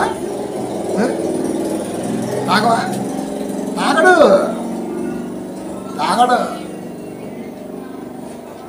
కనుక క్రైస్తవుడు అనేవాడు ఈ రోజున మూర్ఖుడుగా మారిపోయాడు. మనుషుల మధ్య ప్రేమను వాడే దూరం చేసుకుంటున్నాడు. వాడి మాట తీరుతో, వాడి ప్రవర్తనతో, వాడి ఆలోచనతో మొత్తం వాడే చేసుకుంటున్నాడు. తెలుసా? చాలా సంఘాలు ఇప్పటికి అలాగే ఉన్నాయి. చాలా మెజారిటీ గ్రామాల్లో కూడా అదే పరిస్థితి. కాబట్టి ప్రియమైన దేవుని పిల్లల, దేవుడు నేర్పింది అదైతే కాదు. ఏమని చూడండి, లేవియా కాండము బైబిల్ అదే చెప్తుంటే ఇప్పుడు నేను బైబిల్ చదవాలి, చదవడం రాకపోతే మాలాంటి వాడి దగ్గర నేర్చుకోవాలి, మేము నేర్పుతాం. లేవియాకాండము 19వ అధ్యాయము 34వ వచనము, మీ మధ్య నివసించు పరదేశిని. పరదేశి అంటే చర్చికి రానివాడు, మనకు అర్థమయ్యే భాష. దేవుణ్ణి నమ్మనివాడు, మనం ఎన్ని చెప్పినా వాడికి చర్చికి రాడండి, వాడు రాడు. నీకు ఎందుకు ఇప్పుడు? వాడు రాడు. నువ్వు వేడి చేస్తావు ఏంటి? గుర్రాన్ని తీసుకెళ్ళాలి. సామెతలు నీటి చెప్తాడు, నీటి దాకా తీసుకెళ్ళాలి, దాపించగలవా అంటాడు. గుర్రానికే నీళ్ళు దాపించలేవు, వాడిని ఏమి ఉంచుతావు నువ్వు? వాడికి అర్థమయ్యేటట్టు నువ్వు చెప్పలేకపోతున్నావేమో, ఫెయిల్యూర్ నీలో ఉందేమో.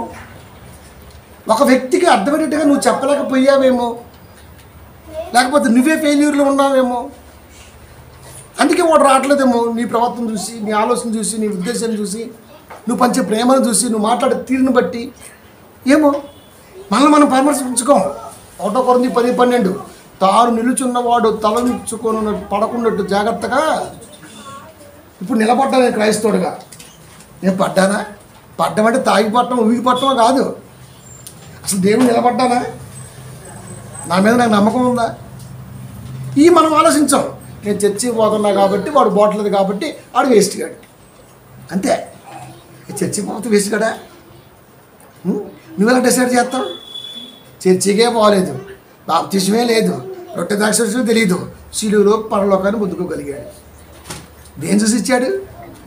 ఇవన్నీ నీకు అవసరం. అదేమీ తెలియకుండా వాడు అనవసరంగా లైఫ్ ఆడుంది, వాడిని కాపాడాడు. నాకు కూడా బాగా దక్కేద్ది, కుదరదాడా?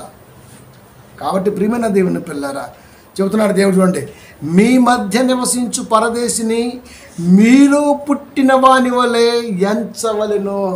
మీలో పుట్టిన వాని వలె ఎంచవలెను. మీలో పుట్టిన వాని వలె ఎంచవలెను. యూదుల్లో యూదుడుగా, లేకపోతే మరొకడుగా, ఏదైతే అది దాంట్లో మావాడే అలా మాట్లాడాలి. ఎంచవలెను, నిన్ను వలె వారిని ప్రేమింపవలెను. ఎక్కడ చెప్పాడు? పాత నిబంధనలను చెప్పాడు. మీ మధ్య నివసించు పరదేశిని అంటే మన చుట్టూ ఉన్నటువంటి వారి పరిస్థితి ఏదైనా కానీ, వాడు ఎవడైనా కానీ, మా ఇంట్లో మెంబరే చర్చికి వస్తాడా, సెకండరీ, దాంతో పనిలేదు ఇప్పుడు నీకు. అది ప్రవర్తన బట్టి కూడా, పంచే ప్రేమను బట్టి కూడా వాళ్ళు ఖచ్చితంగా దేవుళ్ళకి వచ్చే ఛాన్స్ ఉంటుంది. చెబితేనే రారు, చూపించినా వస్తారు. ఆ సెకండరీ. మీ మధ్య నివసించు పరదేశిని మీలో పుట్టిన వాని వలె ఎంచవలెను, నిన్ను వలె వారిని ప్రేమింపవలెను. ఐగుప్తు దేశంలో మీరు పరదేశులై ఉంటిరి. గుర్తు చేస్తున్నాడు, మీ బతుకు కూడా ఒకప్పుడు అలాంటిది. మీరు కూడా వారి మధ్య తిరిగి మెదిగి వచ్చిన వాళ్ళే. మీరు కూడా వారితో అనేక విషయాల్లో పాలిభాగస్తులే. ఇచ్చిపుచ్చుకోవటంలో, రాకపోకల్లో, పెళ్లి పేరంటాల్లో మీరు కూడా వారితో సమానమే. ఈరోజు నువ్వు చర్చికి వస్తున్నావని కాళ్ళ ఎగరేస్తావా? ఆడు రాకపోతే ఆడి మీద కాలు దూకుతావా? కల్లెర చేస్తావా? మర్చిపోయావా పాత గతాన్ని? మనం చాలామంది మన దగ్గర ఉన్న రోగం చెప్పినా గతాన్ని మర్చిపోతాం. మనం అసలు గతమే గుర్తుంచుకోవాలి ఎప్పుడు. తెలుసా మీకు, నాకు ఎప్పటికీ నా విలువ 50 రూపాయలు, అంతకంటే ఎక్కువ ఆలోచించను నేను. ఎన్నిసార్లు చెప్పాను మీకు, నేను ఏది అది చెప్తుంటా. మనం ఏమీ హైదరాబాద్ తేలేదబ్బా, కోల్పోయాం అనుకోవడానికి ఏమీ లేదు. నిజంగా 50 రూపాయలతో ఈరోజున పెట్టిన వచ్చే 3000, 50 రూపాయలతో వచ్చాం. దేవుడు ఎంత ఇచ్చాడో తెలుసా? ఏం చేస్తే రుణం తీరదు, ఏదో ఒకటి చేద్దాం. ఏం చేయగలం? నిజాన్ని నిర్భయంగా ప్రకటిద్దాం, అంతకంటే ఇంకేం చేయగలం? 50తోనే వచ్చాం. కానీ మంచి లైఫ్ ఇచ్చాడు, మంచి కుటుంబాన్ని ఇచ్చాడు, మంచి సంఘాన్ని ఇచ్చాడు, మంచి సంఘాన్ని ఇచ్చాడు, మంచి ఆప్యాయత ప్రేమను ఇచ్చాడు, మంచి ఇచ్చాడు దేవుడు. ఇంతకంటే ఇంకేం కావాలి? ఇంకా ఏదో కావాలి ప్రభు అంటే అత్యాశ అవుతుంది. అది ఇంకేం కావాలి? కానీ నా స్థితి చచ్చినా బతికినా ఏనుగు ఎయ్యే, అంతకంటే ఎక్కువ ఆలోచించం. ఇంకా నా విలువ 1000, ఏనుగు అనుకుంటుంది. నా విలువ 50 రూపాయలే అయింది. అప్పుడు తృప్తి ఉంటుంది, తినే దాంట్లో తృప్తి ఉంటుంది, పడుకుంటే హాయిగా నిద్రపడుతుంది, ఏ టెన్షన్స్ ఉండవు, ఎవరి మీద కోప తాపాలు ఉండవు, రాగ ద్వేషాలు ఉండవు, పగల ప్రతీకాలు ఉండవు, ఏం ఉండవు, హ్యాపీగా వెళ్ళిపోతాం. ఏం కోల్పోలేదుగా, కానీ మానవాళి అలా లేదు. ఇప్పుడు వచ్చేటప్పుడేమో ఏమున్నదక్కు వస్తున్నాం, ఇక్కడికి వచ్చినాక నేను పుట్టాను అని మాట్లాడుతాను. అంటే మార్చేసాడు స్టైల్. కాసు వెనకాల ₹1 ఉంటే ప్రేమలు వెనక్కి వెళ్ళిపోతాయా, బంధాలు దూరం అయిపోతాయా, ఆప్యాయతలు మంట కలిసిపోతాయా, అనురాగాలు చిరిగిపోతాయా, కమిలిపోతాయా, ఆడిపోతాయి. డబ్బే మనిషిని మార్చిద్దా? మనిషి డబ్బును చూసి మారతాడా అంటే డబ్బును చూసి మనిషే మారతాడు, డబ్బు ఎవరిని మార్చదు. అది తిరుగుతుంటుంది అంతే. నేను ఎవరి దగ్గర ఉండను రా అని చెప్పేద్ది. ఇవాళ ₹10 ఉంటే రేపు వాడి కాడికి వెళ్ళిపోద్ది. అది ఏమంటుంది? నేను నీ సొంతం కాదు, నీ సొంతం కాదు, నీ సొంతం కాదు, నీ సొంతం కాదు, నేను అందరి దానిని. అది నీకు అర్థమే సావలా. దానికి లేదు తారతమ్యం. మరి మనకెందుకు వచ్చింది? లేనప్పుడే ఒక రకమైన ప్రేమ ఉంటుంది. కాస్త వెనకాలకు వచ్చిందంటే ఇక మనమే హైదరాబాదులో అసలుకి మరి కుబేరా అంటే అర్థం చెప్పింది అని మాట్లాడతాడు అంతే. తెలుసా? తొక్కలో ఇంత బైకు, ఇంత పుట్ట కారు, ఇంత చిన్న ఇల్లు, ఈ 3 చూస్తే ఇంత పొగరుచ్చిద్దా? పొగరంటే వాక్యాన్ని బట్టి రావాలిరా. 66 పుస్తకాలు లోపల ఉంటే మనం ఒకటే. నా ముందు వాక్యం చెప్పి నిలబడగల దమ్ము పడుకొని ఉంటే ఆడితో పోటీ ఏ ప్రసంగానికైనా. అది మనలో ఉన్న ధైర్యం. దేవుడు అది నేర్పాడు మనకి. వరే వరే వరే వరే వరే వీటిని చూసేది దేవుడు నాకు ఇదంతా ఇచ్చాడు. దేవుడు ఎందుకు ఇచ్చాడు? నువ్వు మంది కొప్పలు వచ్చావు, అది చెప్పవు. మందిని హత్తే చెప్తానండి, చెప్పడు. మా ఊర్లో ఒక అయ్యగారు ఉండవు. మా ఊరిలో అర్జెంట్లో ఉంటాడు, ₹350. వాళ్ళ ఊరిలో 10 లక్షలు పెట్టి ఇల్లు కడుతున్నాడు. ఇప్పుడు ఏడే కట్టుకుంటే ఏమైంది? 10 ఏళ్ళ మట్టి ఉంటున్నావుగా, ఇంక రిటైర్మెంటేగా, ఇంకో 5 ఏళ్ళలో రిటైర్మెంటేగా. రిటైర్మెంట్ అయిపోయినాక మా ఊరికి వెళ్ళిపోవాలి కాబట్టి ఆడ కట్టుకుంటా. ఇప్పుడే స్టార్ట్ చేశాడు. 10 లక్షలు పెట్టి ఊర్లో స్థలం కొని ఇల్లు కడుతున్నావా? ఇక్కడేమో 350 రెంట్ కట్టడానికి వాటర్ తిప్పుతున్నావా? కనుక బుడబొక్కలోడికి ఎక్కువ, అడక్కదినోడికి తక్కువ. ఎవరో ప్యాస్ట్ గారు ఏ కొంపకెళ్ళి జోలెట్టి కొట్టమే. అది ఎత్తుంటుంది అంతే, ఏసై అని. ఆ ఇంట్లో ఉన్నాయా వాసన వస్తుందా ఉన్నట్టుగా? వీడికి వాసనతో పని లేదు, అదనమాట. కానీ పౌలు అలా లేడు. మరి ఎక్కడికైనా బయలుదేరితే ఆడ ఉన్నాయో లేవో, మన కాడైతే కొన్ని ఉన్నాయిగా, ఈ మూట గట్టి తీసుకెళ్ళి ఆడిద్దాం. ఒకవేళ వాళ్ళ కాడ ఉన్నాయో వాళ్ళు ఇవి తీసుకోరు, వాళ్ళు కూడా కొన్ని ఇస్తారు. అప్పుడు ఇవి కలిపి వేరే చోటు ఇద్దాం. అక్కడ లేకపోతే ఈ ఖర్చు అవుతాయి. ఒకవేళ ఉంటే అవి మళ్ళీ వేరే చోటుకి వెళ్తాయి. అంటే ఎక్కడ ఏమున్నదో ఏమి లేదో అని ముందుగానే మనసు పెట్టి ముందుకు వస్తే వీళ్ళు అదే మా దగ్గర ఉన్నాయి, కొంచెం ఎగస్ట్రా ఉంది, తీసుకెళ్ళి ఆడివ్వండి. అలా సహాయంగా సంఘాలను సాధాడు. ఏమి దాచుకోవాలా, వెనకాల వేసుకోవాలా. గొప్పదైన రోమా ప్రభుత్వంలో వ్యాపారాన్ని వదులుకొని వచ్చినటువంటి గనుడు నా వెనకున్న వాటిని పెంటగా ఎంచుకున్నా. ఈరోజు నా పెంటే పాస్టర్ గారికి బాగా కావాల్సి వచ్చింది. మన విశ్వాసులు కూడా అంతే. ఇంత కలిసి ఎత్తే అస్సదిగే తేత్ర కాదు. ఏమిద్దాం ఆడరా? దేనికి? గృహప్రవేశానికి వడ్డీవా? ఆర్డర్ చెప్తాను. మన యావశివులు కవిలిపోతాం, కవిలిపోతాం. మరి అప్పుడు చర్చిలో కూరగాయలు బాగానే కోసావుగా, అప్పుడు పేదరికం కదా, కట్టుకోవడానికి బట్టలు లేవు కదా. దేవుడు ఇస్తాడన్న ఆలోచనతో నువ్వు బాగా కష్టపడ్డావు, ఇచ్చేసాడు, కొమ్ములు ఇచ్చేసాడు. ఏమి లేనప్పుడేమో 4 గంటలకు వచ్చి కూరగాయలు వస్తారు. ఏదైనా ఉందనుకోండి బిజీ రాత్రి, అందుకే రాలేకపోయి. మార్పు మేము చూసుకుంటూ వస్తూనే ఉన్నాం, కానీ ఎక్కువ కాలం కొనసాగల. తెలుసా? కుదిపోయిద్ది అంతే. దేవుడు అంటే దేవుడే. మరి ఎంత ఎదిగినా, ఎంత ఉన్నా, ఏదున్నా, నువ్వు ఎప్పటి స్థితిలో ఉన్నావో దేవుడి కాడికి వచ్చేటప్పుడు ఆ స్థితినే గుర్తుపెట్టుకోవాలి. నా స్థితి అదే. ఒకవేళ మంచి పొజిషన్లో ఉన్నా, బట్ ఆ స్థితే నాది. ఇది కృప అంతే. కృప దీన్ని చూపించకూడదు, యాటిట్యూడ్ చూపించకూడదు రే. తెలుసా? చెబుతున్నాడు కదా దేవుడు, మే మధ్య నివసించు పరదేశిని మీలో పుట్టిన వాని వల్ల ఎంచవలను, ఈ బుద్ధి క్రైస్తవులకు ఎప్పటికీ ఉండదు. నిన్ను వలని వాడిని ప్రేమింపవలను, అసలు ఇది చేత కాదు. ఐగుప్తు దేశంలో మీరు పరదేశులై ఉంటిరి. 430 సంవత్సరాలు కనానులో కరువు వస్తే ఐగుప్తుకి వెళ్ళి ఫరో కింద బానిసత్వంలో ఉన్నారు. మర్చిపోయారా? పిల్లల 6 లక్షల కాల్బలం అక్కడ ఉండగలిగింది. మర్చిపోయారా? ఆది కాండములో యాకోబు గారి ద్వారా మీరు పోతీఫోరు దగ్గరికి వెళ్ళి అక్కడ నుంచి పిల్లల కని 6,30,000 చిల్లర కాల్బలంతో ఈ రోజున మహాసామ్రాజ్యంగా పిల్లలు పుట్టించుకొని తెచ్చుకోగలిగారంటే ఇన్ని సంవత్సర కాలంలో దేవుడు మిమ్మల్ని కాసి కాపాడాడు అంటే ఒక మొక్క చెప్పాడు దేవుడు. మీరు అక్కడ బానిసలుగా ఉన్నారు, కానీ వాళ్ళు కష్టపెట్టిన ఆ బానిసత్వంలో చూసినా వాళ్ళు మిమ్మల్ని అలాగే మనిషిలాగా చూశారు. మీరు పరదేశంలో ఉన్నారు అక్కడ. అంటే మనము కూడా ఒకానొక స్థితిలో అలాంటి స్థితిలో నుంచి వచ్చాము కనుక ఆ స్థితిని ఏ స్థితిలో ఉన్నా మర్చిపోవద్దు. ఆ స్థితే అది ఎప్పుడు గుర్తుపెట్టుకోవాలి. ఏమో కాకరకాయ చదువు లేదు, కీకరకాయ చదువు ఎక్కువైంది అట్టుంది కదా. దేవుళ్ళకి వచ్చామంటే ఇంకా తగ్గిపోవాలి. అది ఎంతమందైనా సరే పలకరించవచ్చు ఉండేవాళ్ళం, కానీ ఇప్పుడు దేవుళ్ళకి వచ్చినాక అంతకంటే ఇంకా తగ్గించుకొని వాళ్ళతో వెళ్ళిపోతూనే ఉండాలి.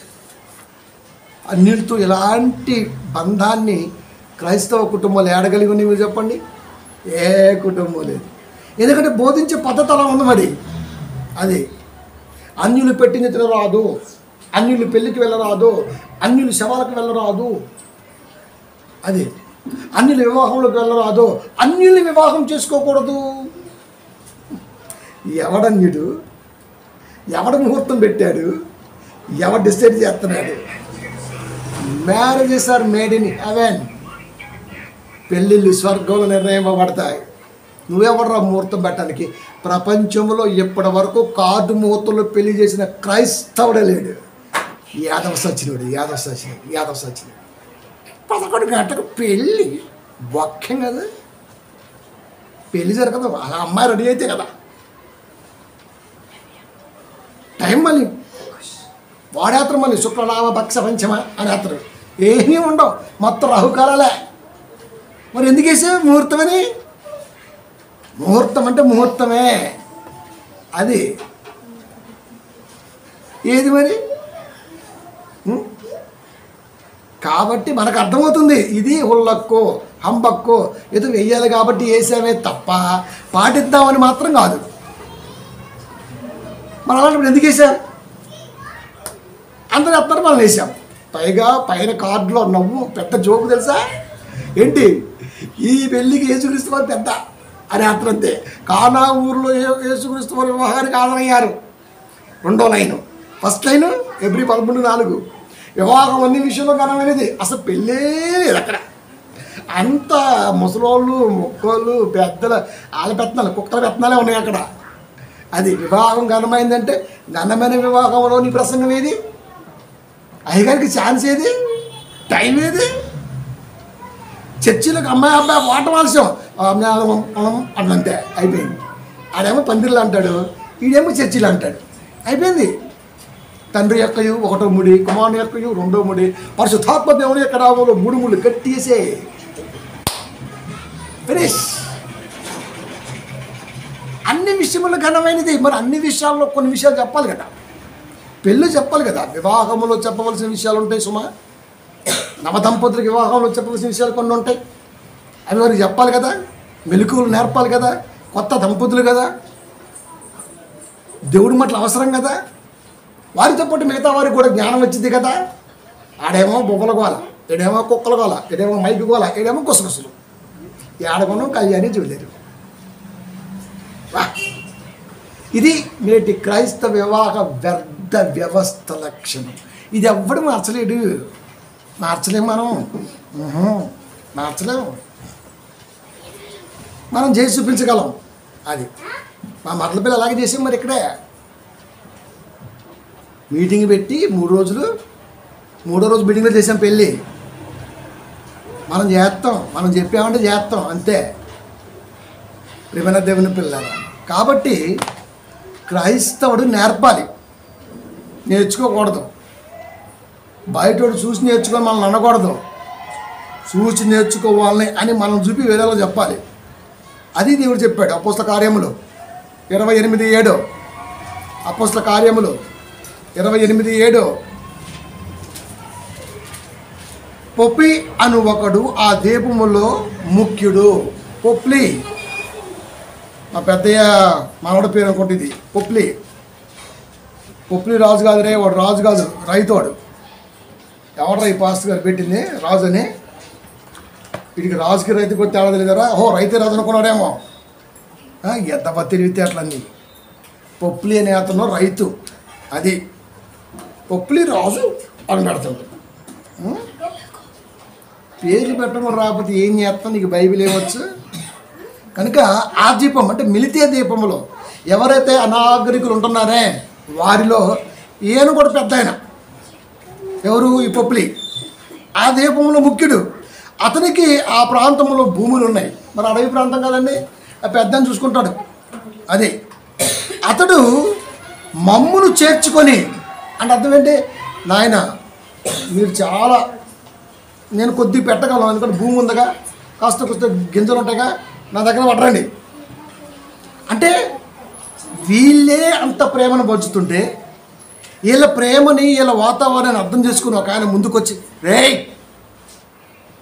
ఒక ఆయన అర్థం చేసుకుని ముందుకొచ్చి, మీ ఇంట్లోనే తవిడ బియ్యం ఉన్నాయి, నా ఇంట్లో బస్తాలు ఉన్నాయి, నేను చూస్తా, మీరు ఏం టెన్షన్ పడొద్దు అని తీసుకెళ్ళాడు. అంటే ఎంత కోపడి మీరు చూడండి, అవినాభావ సంబంధం. అదే ఇంటికి చుట్టాలు వస్తే పక్కింటి డోర్ తీసిలో చూస్తుంటారు ఎంతమంది ఉన్నారని. మరి ఆ ఇంట్లో బియ్యం ఉన్నాయి, మన ఇంట్లో 2 బత్తాలు ఉన్నాయి, 2 మార్కులు ఇచ్చేద్దాం వెళ్ళి, ఇక కావాలక్క 2 మార్కులు ఉంచుకో, చుట్టాలు వచ్చారు. ఈ ప్రేమలు ఉన్నాయండి ఇప్పుడు? నా చిన్నప్పుడు ఉన్నాయండి. ఎవరిని వచ్చారనుకోండి వాళ్ళు కూడా వచ్చేవాళ్ళు, వచ్చి కూర్చొని మాట్లాడేవాళ్ళు, అదో తెచ్చుకొని పుచ్చుకునేవాళ్ళు. ఇప్పుడు ఎత్తే తలుపు తీసే పనేలే, ఏ ఉప్పడుగుతారో అని భయం. అది మా ఇంటి చుట్టాలు వచ్చారు, ఉందో లేదో, మన దగ్గర ఉంది, ఈ ఆలోచన ఉంటుందా మనకి? ఉండదు. కానీ ఆ రోజు ఉంది. మరి అలాగే బైబిల్ లేదే, అలాగే ఆ రోజు ఎందుకు ఉంది? మరి బైబిల్ ఉందే, ఈరోజు మనకెందుకు లేదు? ఎందుకు లేదు? ప్రియమైన దేవుని పిల్లారా కదా. ఇదే కాదండి, చాలా విషయాల్లో కూడా క్రైస్తవులు వెనకందులో ఉన్నారు. పెళ్లి జరుగుతుంటే పోతే ఏమైనా పెట్టబడిద్దని, ఏమైనా ఇవ్వబడిద్దని మన పెళ్ళి కూడా పోకపోతే ఒక పెద్ద లెక్క ఉండాలి, పోతే ఒక పెద్ద లెక్క ఉండాలి. ఈ 2 లెక్కలు ఉండాలి మన దగ్గర, తెలుసా? అంటే చేయి కలుపుకొని ముందుకెళ్ళే ఆ గ్రామ ప్రేమలు ఈ రోజున గ్రామాలలో కూడా లేవు. ఎందుకంటే క్రైస్తవ్యం బాగా అన్యాయంగా, అక్రమంగా విస్తరించింది. గ్రామాలను చెడగొట్టింది క్రైస్తవ బోధే, తెలుసా? అప్పుడు తెలుసో తెలియకో ఏదైనా శ్రీరామనామం వచ్చిందంటే అందరం తాళ్ళుబట్టి లాగేవాళ్ళం. అది ఏమనగానే ముందు తర్వాత అక్కడ కుల మత భేదాలు లేవు, ఒక్కటే తాడుతాం, సంతోషం. అందులో భావాలు తెలియవు, భక్తి లేదు, లాగేసాం అంతే. ఈరోజు 2 లాగుతున్నా మనం చూస్తుంటాం, మా దేవుడు కాదు కదా, మాకెందుకు అంతే. మరి నువ్వు టాటర్లో వేసుకొస్తావు, ఊరేగెత్తాగా తప్పు కదా. ఆవిడ ఎంత అనుకుంటాడా? ఆడే నిలబడి వాళ్ళు వేగించిన కామెంట్ కొబ్బరి చిప్పలు రావాలి. ఇప్పుడు ఈడు అడుక్కుంటున్నాడు ఇక్కడ, అది గుడ్ ఫ్రైడేకి క్రిస్మస్కి వాళ్ళు అడుక్కుంటున్నా అంటాడు. మళ్ళా భక్తికి ప్రేమకి సంబంధమే లేదు. ప్రేమ ఉంటే, నిజంగా మనలో వాక్యం ఉంటే, మనం చూపించే ప్రేమ ఆ వాక్యం దగ్గరికి వారిని ఖచ్చితంగా నడిపించి తీరుతుంది. బలవంతం పెట్టొద్దు. రండి, వినండి, రక్షణ పొందండి. తప్పు. ఎందుకు రావాలి, ఎందుకు నాకు అని రమ్మంటే రాడాడు. అందుకే బ్రతుకుందని నేర్పించు. బ్రతకమంటే ఏం చెబుతాడు? బ్రతికించంటే ఎవరి కోసము? వాడికి ఆలోచన పుట్టించేటట్టుగా మనం మాట్లాడాలి, కానీ మనం ముందెక్కులు ఇవ్వకూడదు. రమ్మను అనుకో, వస్తాపో అంటాడు, అంతే. రాడు అని పిలవపోయి అనుకో, ఆడే వచ్చేస్తుంటున్నాడు. అది వద్దన పని చేసే నైజం మనిషిది కదా. ఇవన్నీ జ్ఞానవంతమైన ఆలోచన ప్రియమైన దేవుని పిల్లరా. పొప్లి అని ఒకడు ఆ ద్వీపములో ముఖ్యుడు. అతనికి ఆ ప్రాంతంలో భూములుండెను. అతడు మమ్మును చేర్చుకొని, అనాగరికుల దగ్గర ఉన్నటువంటి ఈ మిషనరీస్ చేర్చుకొని 3 దినములు స్నేహభావముతో ఆతిథ్యం ఇచ్చాను. ఒక ఫ్రెండ్కి, అంటే జాన్ జిగిరి అంటాం మనం, నా తోస్తండి అసలు మీ ఇద్దరు ఒకటే మంచం, మరి ఒకటే కంచం, ఆ రోజులు మరి ఆ ఆహ్వానం అంట కదా, ఆ టైప్ అనమాట స్నేహం అంటే. అది మరి అంత ఏదో తెలిసిన వారుగా, ఏదో మంచి బంధం ఉన్నట్టుగా 3 దినాలు, ఏమేం 3 రోజులు ఉంచుకుంటే మరి అనాగరికులకి ఎన్ని రోజులు ఉంచుకుని ఉండాలని మీరు చెప్పండి. అంటే కొన్ని రోజుల పాటు తెలియని ప్రాంతంలో క్రైస్తవ మిషనరీలకి ఆతిథ్యం ఇచ్చిన ఘనత అన్యులదిరా. సవట బోధక క్రైస్తవ విశ్వాసి. మనం ఈరోజు అన్యులు చీడగూడలో చూస్తుంటాం. నా సమాజగాళ్ళంతా అన్యులేనండి. నిజం మీకు, నా సమాజం అంతా అలా అడుగుతుంటా నన్ను, నువ్వు మంచిగా అటుండి కూడా నువ్వు, ఒరే అది నా ఆత్మ సంబంధమైంది, ఇది మన ప్రేమ సంబంధమైంది, దానికి దీనికి సంబంధమేలే. మరి ఇలా ఎందుకుంటున్నా మిగతా వాళ్ళకి రోగం ఉంది, మనకు లేదు. అది మన సవాసాలు ఎవరితో? పాస్టర్ గారితోనే, విశ్వాసులతోనే, క్రైస్తవులతోనే. అంటే ఇది ఒక తెగ, మాయదారి తెగ. ప్రేమ ఏర్పట్ల సమాజానికి విషం నేర్పుతుంది. క్రైస్తవ్య బోధ ఎప్పటికైనా మేలుకోకపోతే ముందు విశ్వాసులు కూడా పండ పెట్టి రప్పగొత్తారు. ఎందుకంటే మన యాటిట్యూడ్ అలా ఉంటుంది బయట. మరి అది కదా, మనం వెళ్ళామంటే చుట్టుపక్కల వాళ్ళు ప్రేమగా హక్కును తెచ్చుకోవాలి, అలా బలా అనాలా. అంతేగాని బై అన్నారనుకో, ఇంకా అదేం ప్రేమ? క్రైస్తవుడు అంటే ప్రేమికుడురా. క్రైస్తవుడు అర్థం తెలుసా? ప్రేమికుడు. అది మిస్ అయిపోయింది ఈ రోజున. అందుకనే విశ్వాసుల్ని కొడుతున్నారు, సంఘంలోకి వచ్చి ఏళ్ళే దంచుతున్నారు, పాస్టర్లు నైటు పట్టా వేస్తున్నారు. ఎందుకంటే బోధ పద్ధతి లేదు, పాడు లేదు. ఈరోజు బోనాలు జరుగుతుంది ఎగ్జాంపుల్గా. వీడికి ప్రసంగం ఏ పని, ఇంకేం ప్రసంగం లేవండి. ఎంత బొట్టు పెడతాడు, నెలకు పెడతాడు, ఎట్లా ఎగురుతాడు. వీడికి ఎందుకురా? రేపు యూట్యూబ్ చూడండి మీరు, ఇవేమంటే ఎక్కువ. అవన్నీ నిజంగా అంటే దేవుడికి ఎంత బాధాకరమో. అబ్బో బాబోయ్, వీడి యాక్టింగ్ వస్తుంటే మామూలు అనిపిస్తుంది. మరి దేవుడికి బాధాకరమా? ఎట్ట ఎగురుతుంటారు. మరి నువ్వేం చేస్తున్నావు సంఘంలో? నువ్వు కూడా డాన్స్ చేపిస్తున్నాగా, నువ్వు కూడా ఎగురుతున్నావుగా. బొట్టు ఒకటి తక్కువ, ముఖానికి పసుపు బొట్టు తక్కువ. సంఘంలో అన్నీ ఎక్కువే కదా.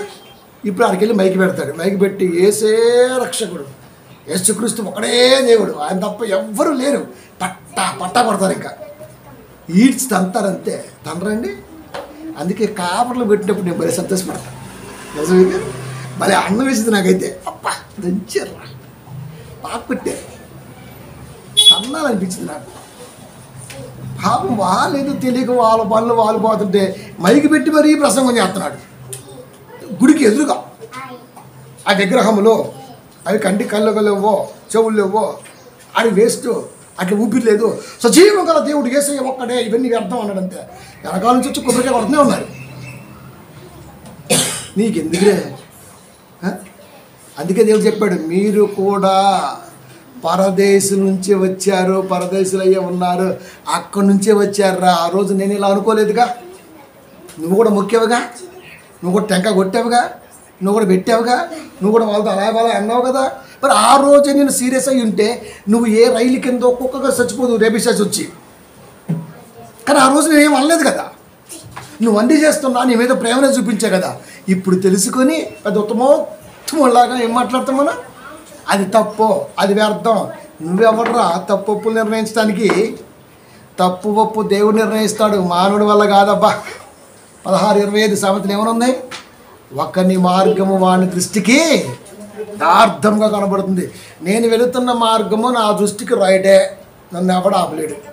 నువ్వు వెళుతున్న మార్గము నీ దృష్టికి రైటే, నిన్నెవడో ఆపలేడు. కానీ వాక్యం అంటూ ఒకటి ఉందిగా, అది ఆపిద్దిగా, అది దేవుడు చూసుకుంటాడు. కాబట్టి దైవ నిర్ణయాలు తీసుకోవాల్సిన నిర్ణయాల్లో కూడా ఈడే భూమి మీద న్యాయాధిపతిగా ఉంటాడు. అది తప్పు, అది చేయొద్దు, ఇది ఒప్పు, ఇది చేయొద్దు. తప్పు ఒప్పు అన్నది భూమి మీద మనిషి ఎప్పటికీ డిసైడ్ చేయలేని ఒక భయంకరమైనటువంటి మార్గం. మనం చెప్పలేం ఇది తప్పు అని చెప్పలేం, ఇది ఒప్పు అని చెప్పలేం. తెలుసా, ఏ విషయమైనా సరే ఇది తప్పు అని డిసైడ్ చేయలేవు. ఇంకా మీకు అర్థం కావాలంటే ఈ కోర్టులో తప్పు అని చెబితే వేరే కోర్టు ఒప్పు అని చెప్పింది. కోర్టు అంటే న్యాయస్థానం కదా. జిల్లా కోర్టులో తప్పు అని తేలితే వెంటనే హైకోర్టు దాన్ని ఒప్పు అని చెప్పింది. పోనీ హైకోర్టులో తప్పు అని చెబితే సుప్రీంకోర్టు కేంద్రం ఒప్పు అని చెప్పింది. పోనీ సుప్రీంకోర్టు తప్పు అని చెబితే సుప్రీంకోర్టు డాడీ ఉన్నాడు, రాష్ట్రపతి, భారత ప్రథమ పౌరుడు, ఆయన ఒప్పు అని చెబుతాడు. ఇంతకు తప్పేది ఒప్పేది. అదేదో దారిలో ఉండగానే ఇంటికాడ చేసుకుంటే అయిపోయేది కదా. యేసుక్రీస్తులో చెప్పారు కదా, ఒకడు నీ మీద వాద్యం ఆడితే మీరు సభలకు వెళ్ళక ముందే మార్గంలోనే కాంప్రమైజ్ అవ్వండి అని చెప్పాడు. ఎంత జ్ఞానం చూడండి యేసుక్రీస్తు వారిది. నువ్వు అక్కడికి వెళ్ళి డిసైడ్ అవ్వాల్సిన అవసరం లేదు. మన ఇద్దరి మధ్య ఓదం ఉంది, మార్గంలోనే అరే సారీ కాంప్రమైజ్ అవుతాం, సారీ ఏదో అయిపోయింది ఓకే. కుదరదు, పెద్దలు వస్తారు, గ్రామ పంచాయతీ గ్రామ రచ్చబండ కూర్చొని 4 ముక్కలు మాట్లాడుకొని సరే రా నీ తప్పు అయిపోయింది, నువ్వు చేయొద్దు పెద్దలు చెప్తారు, అయిపోద్ది. అక్కడ దాకా ఎందుకు వెళ్ళావు? ఏది తప్పు ఏది ఒప్పు, ఎవరిది తప్పు ఎవరిది ఒప్పు? తప్పు ఒప్పులు డిసైడ్ చేసేది ఎవడం భూమి మీద? నరుడికి ఏం పని, కాపరికి ఏం పని? మీరు చెప్పండి కదా. కాబట్టి ప్రియమైన దేవుని పిల్లారా, క్రైస్తవుడికి ముఖ్యంగా తెలుసుకోవాల్సింది ఏంటంటే సమాజంలో మెదులుతున్నప్పుడు మిగతా వారిని కూడా మన వాళ్ళలాగే ట్రీట్ చేయాలి. వాళ్ళు ఏం చేసినా అసహించుకొని ముఖం మీద తలిపేసుకుంటే కుదరదు. నువ్వు కూడా అక్కడి నుంచే వచ్చావు, అది జ్ఞాపకం ఉంచుకో. అన్నీ మర్చిపోతాం మనం, అంతే. గతః. కానీ దేవుడు ఒప్పుకోడు కదా. ఎఫెసీ 4:32 లాస్ట్ మాట, ఒకని ఎడల ఒకడు దయ కలిగి, ఒకని ఎడల క్రైస్తవుని ఎడల క్రైస్తవుడు అంటలే అక్కడ, ఒకని ఎడల ఒకడు, వాడు అన్యుడైనా పరదేశీ అయినా మరి ఎవడైనా కానీ మనుష్యులు అని అర్థం అక్కడ. మనుషుల ఎడల మనుషుడు దయ కలిగి కరుణా హృదయులై క్రీస్తునందు దేవుడు మిమ్మల్ని ప్రేమించిన ప్రకారము. ఆ స్థితిలో ఉన్నప్పుడే మన తాతలు తండ్రులు ముత్తాతలు దేవుళ్ళు లేనప్పుడు కూడా మన రాకడ కొరకు దేవుడు వాళ్ళందరినీ కాసి కాపాడాడు అంటే, మనం వచ్చామంటే దేవుడు ఎంత సుదీర్ఘమైనటువంటి ఓపిక కలిగి ఉన్నాడో మీరు చూడండి. ఆ రోజే నన్ను నమ్మలేదని చెప్పి మన ముత్తాతను వేసింటే మన తాత వచ్చేవాడు కాదు. తాత లేకపోతే మనం, మా నాయన లేడు, నాయన లేకపోతే మనం లేవు. ఈ రోజున లోకం ఏ తెలిసేది కాదు మనకి. తరతరాలుగా ప్రేమించిన దేవుడి యొక్క నమ్మకాన్ని ఈ రోజున బుడబుక్కలి కాపురనేవాడు బైబిల్ పట్టుకొని సమాజాల మధ్య విషాలను నాటుతుంటే మాలాంటి వాడు చూస్తూ ఊరుకుంటాడా? నరికేస్తారంతే. అది నిజమైనటువంటి క్రైస్తవుడి యొక్క లక్షణం. విషయాలను తుంచకపోతే ఎట్లా? ప్రేమను పంచకపోతే ఎట్లా? ఆలోచించండి. ఒకని ఎడల ఒకడు దయ కలిగి కరుణా హృదయులై క్రీస్తునందు దేవుడు మిమ్మును ప్రేమించిన ప్రకారము. నువ్వు నీ రాక కొరకు తరతరాల నుంచి దేవుడు ప్రేమిస్తూనే ఉన్నాడు. అది మర్చిపోయావా? లేవి మర్చిపోలేదే. మా పితరుడైన అబ్రహాము గారు రాజును సంహారం చేసి తిరిగి వస్తుంటే దశంభాగం ఇచ్చాడే మెల్కీసెదెక్కి, అప్పుడు నేను కూడా ఉండి ఇచ్చాను అంతే. లేవి ఎవరు? అబ్రహాము కుమారుడు ఇస్సాకు, ఇస్సాకు కుమారుడు యాకోబుకి 12 మంది పిల్లల్లో లేవి గోత్రంలో ఉన్నవాడు లేవి. అంటే ఎన్ని తరాలు! ఇప్పుడే చెప్పేస్తున్నాడు. అబ్రహాము పిల్లలు లేరు, అప్పుడే చెప్పేస్తున్నాడు. మా ముత్తాత రాజును సంహారం చేసి తిరిగి వస్తూ ఎవరికైతే దశంభాగం ఇచ్చాడో అప్పుడు నేను కూడా ఇచ్చాను అంతే. మా తాత ఇచ్చాడంటే నేను ఇచ్చా. ఎంత ఆలోచించాడు చూడండి. మా తాతని కాపాడాడంటే నా రాక కొరకు. మా తాతల తరాలు మొత్తం అన్యులే, నా ముందు ఉన్నటువంటి వారు కూడా అన్యులే. దేవుడు వారిని ప్రేమించి నన్ను పంపాడు. నేను వీరిని ప్రేమించి వాకింగ్ కాడికి నడిపించాలి. ఎంత పజిల్ ఉందండి దీంట్లో. ఎన్ని జాగ్రత్తలు తీసుకోవాలని దీంట్లో. ప్రతి ఓడిని వంకలు పెట్టడమే. ఏం బతుకులు రా క్రైస్తవ బతుకులు, కుక్క బతుకులు. అనిపించింది ఒక్కోసారి. అంటే సంఘంలో పాస్టర్ చేయడం నేర్పడా? అసలు వాడికి వద్దే కదా మనకి. పాస్టర్ గారికి బైబిల్ రాదబ్బా, జోలే. పేరైపోతే ఇంత బియ్యం, ఇన్ని కొడుగుడ్లు, ఇంత దచ్చపండ్లు, అడక్క తినే మనస్తత్వం. ఇదే కాపరంటే. కాపరంటే రెస్పాన్సిబుల్ పర్సన్. అది చెప్పగలిగిన వాడు, ఎలా దేవుడి ప్రేమను పంచాడో నేర్పగలిగిన వాడు కాపరి. ఇప్పుడు వాళ్ళని చూసి మనం నేర్చుకోవాలా? మనల్ని చూసి వాళ్ళు నేర్చుకోవాలా? రివర్స్. వాళ్ళని చూసి మనం నేర్చుకోవాలి. అది కానీ చెప్పట్లా. ఒకని ఎడల ఒకడు దయ కలిగి కరుణా హృదయులై క్రీస్తునందు దేవుడు మిమ్మల్ని ప్రేమించిన ప్రకారం మీరును ఒకరినొకరు క్షమించుడి. ప్రేమించుడి అంటలా, మన వల్ల కాదు ప్రేమించటం. క్షమించండి. ప్రేమ కంటే గొప్పది క్షమాగుణం. తెలుసా? ప్రేమ కంటే గొప్పది క్షమాగుణం. క్షమించడం దాంట్లోనే కొన్ని లక్షల రెట్లు ప్రేమ కనబడుద్ది. క్షమించుడి అంటే అర్థం ఏంటి?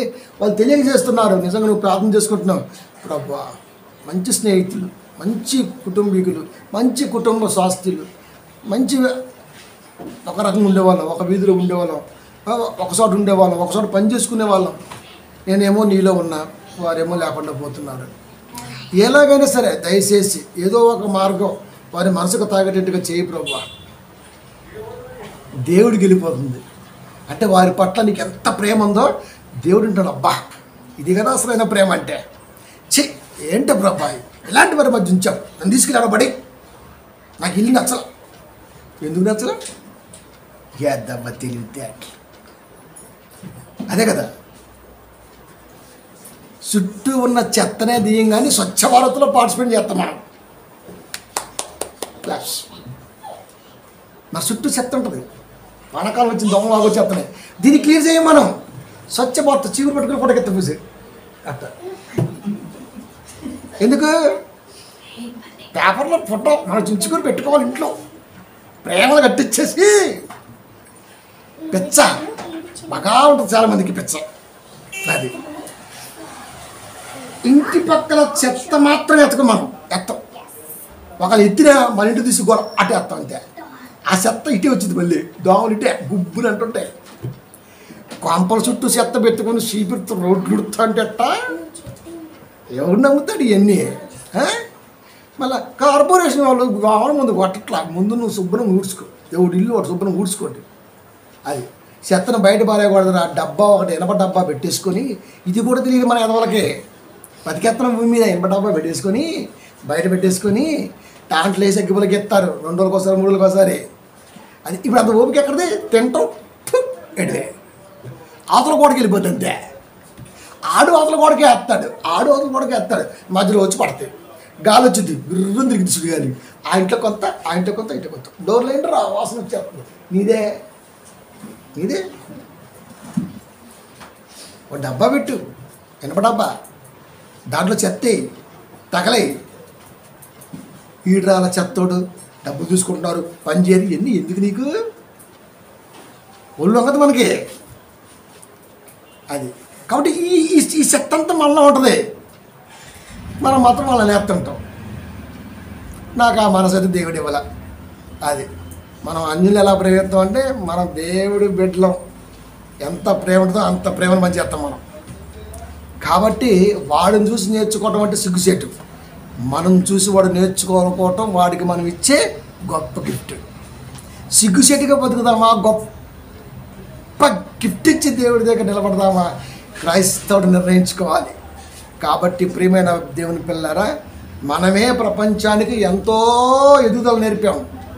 చెప్పా కదా, నేల మీద పరిగెత్తే దగ్గర నుండి నీటిలో పరిగెత్తే దగ్గర వరకు, నీటి లోపల పరిగెత్తే దగ్గర నుంచి ఆకాశం ఎగిరే దగ్గర వరకు ప్రతిదీ, రాసే ఇంకు, పేపరు, పెన్ను ఏదైనా కానీ క్రైస్తవులుగా మనమే ప్రపంచానికి నేర్పాం, గిఫ్ట్ ఇచ్చాం. అది మనమే. మిషనరీస్ వచ్చిన తర్వాత ప్రేమను పంచడం ఏంటో ప్రపంచానికి మనమే నేర్పాం. అన్నం పెట్టడం, వైద్యం చేయటం, హక్కును చేర్చుకోవటం, ఆస్తులు కల్పించటం, భరోసా ఇవ్వటం, ఇవన్నీ మనమే నేర్పాం. ప్రారంభ శతాబ్ద కాలంలో నేర్పాం. 100 ఏళ్ల క్రితం కూడా ఇది నడుస్తూ ఉంది. మార్గం మదర్ తెరీసానే మనకు మాదిరి. ఈ 100 ఏళ్ళలో ఏ మాయరోగం వచ్చిందో, మాయరోగం రాలా, అత్రిపిత్రికలు కాపరైపోయారు. అది అలాంటి వాళ్ళు వచ్చేసారు. వాళ్ళు వచ్చిన కాడికి ఏమైపోయింది, అది కొలాప్స్ అయిపోయింది. కాబట్టి క్రైస్తవ్యం అంటే ఒక గుంపుకు సంబంధించిందో, ఒక మనిషికి సంబంధించిందో కాదు. యావత్తు భూమి మీద ఉన్న తన పిల్లలందరికీ దేవుడి మాట చేరవలసిన బాధ్యత తీసుకోవలసినదిగా ఉన్నది. కాబట్టి మనం నేర్చుకోకూడదు, మనం నేర్పాలి. అది కాబట్టి క్రైస్తవుడు అంటే ఇలా ఉంటాడు. నిజంగా పౌలు గారండి ఏం ఆలోచించుంటారు చెప్పండి. ఇలా ఇలా ఒక్క చోట కాదు సుమా, అనేక చోట్ల అలాగా ప్రయాణంలో ఆ ప్రేమ ఎదురైంది. అందుకనే అపోస్తల కార్యాల్లో మాట్లాడుతూ లాస్ట్ మాట, అపోస్తల కార్యములు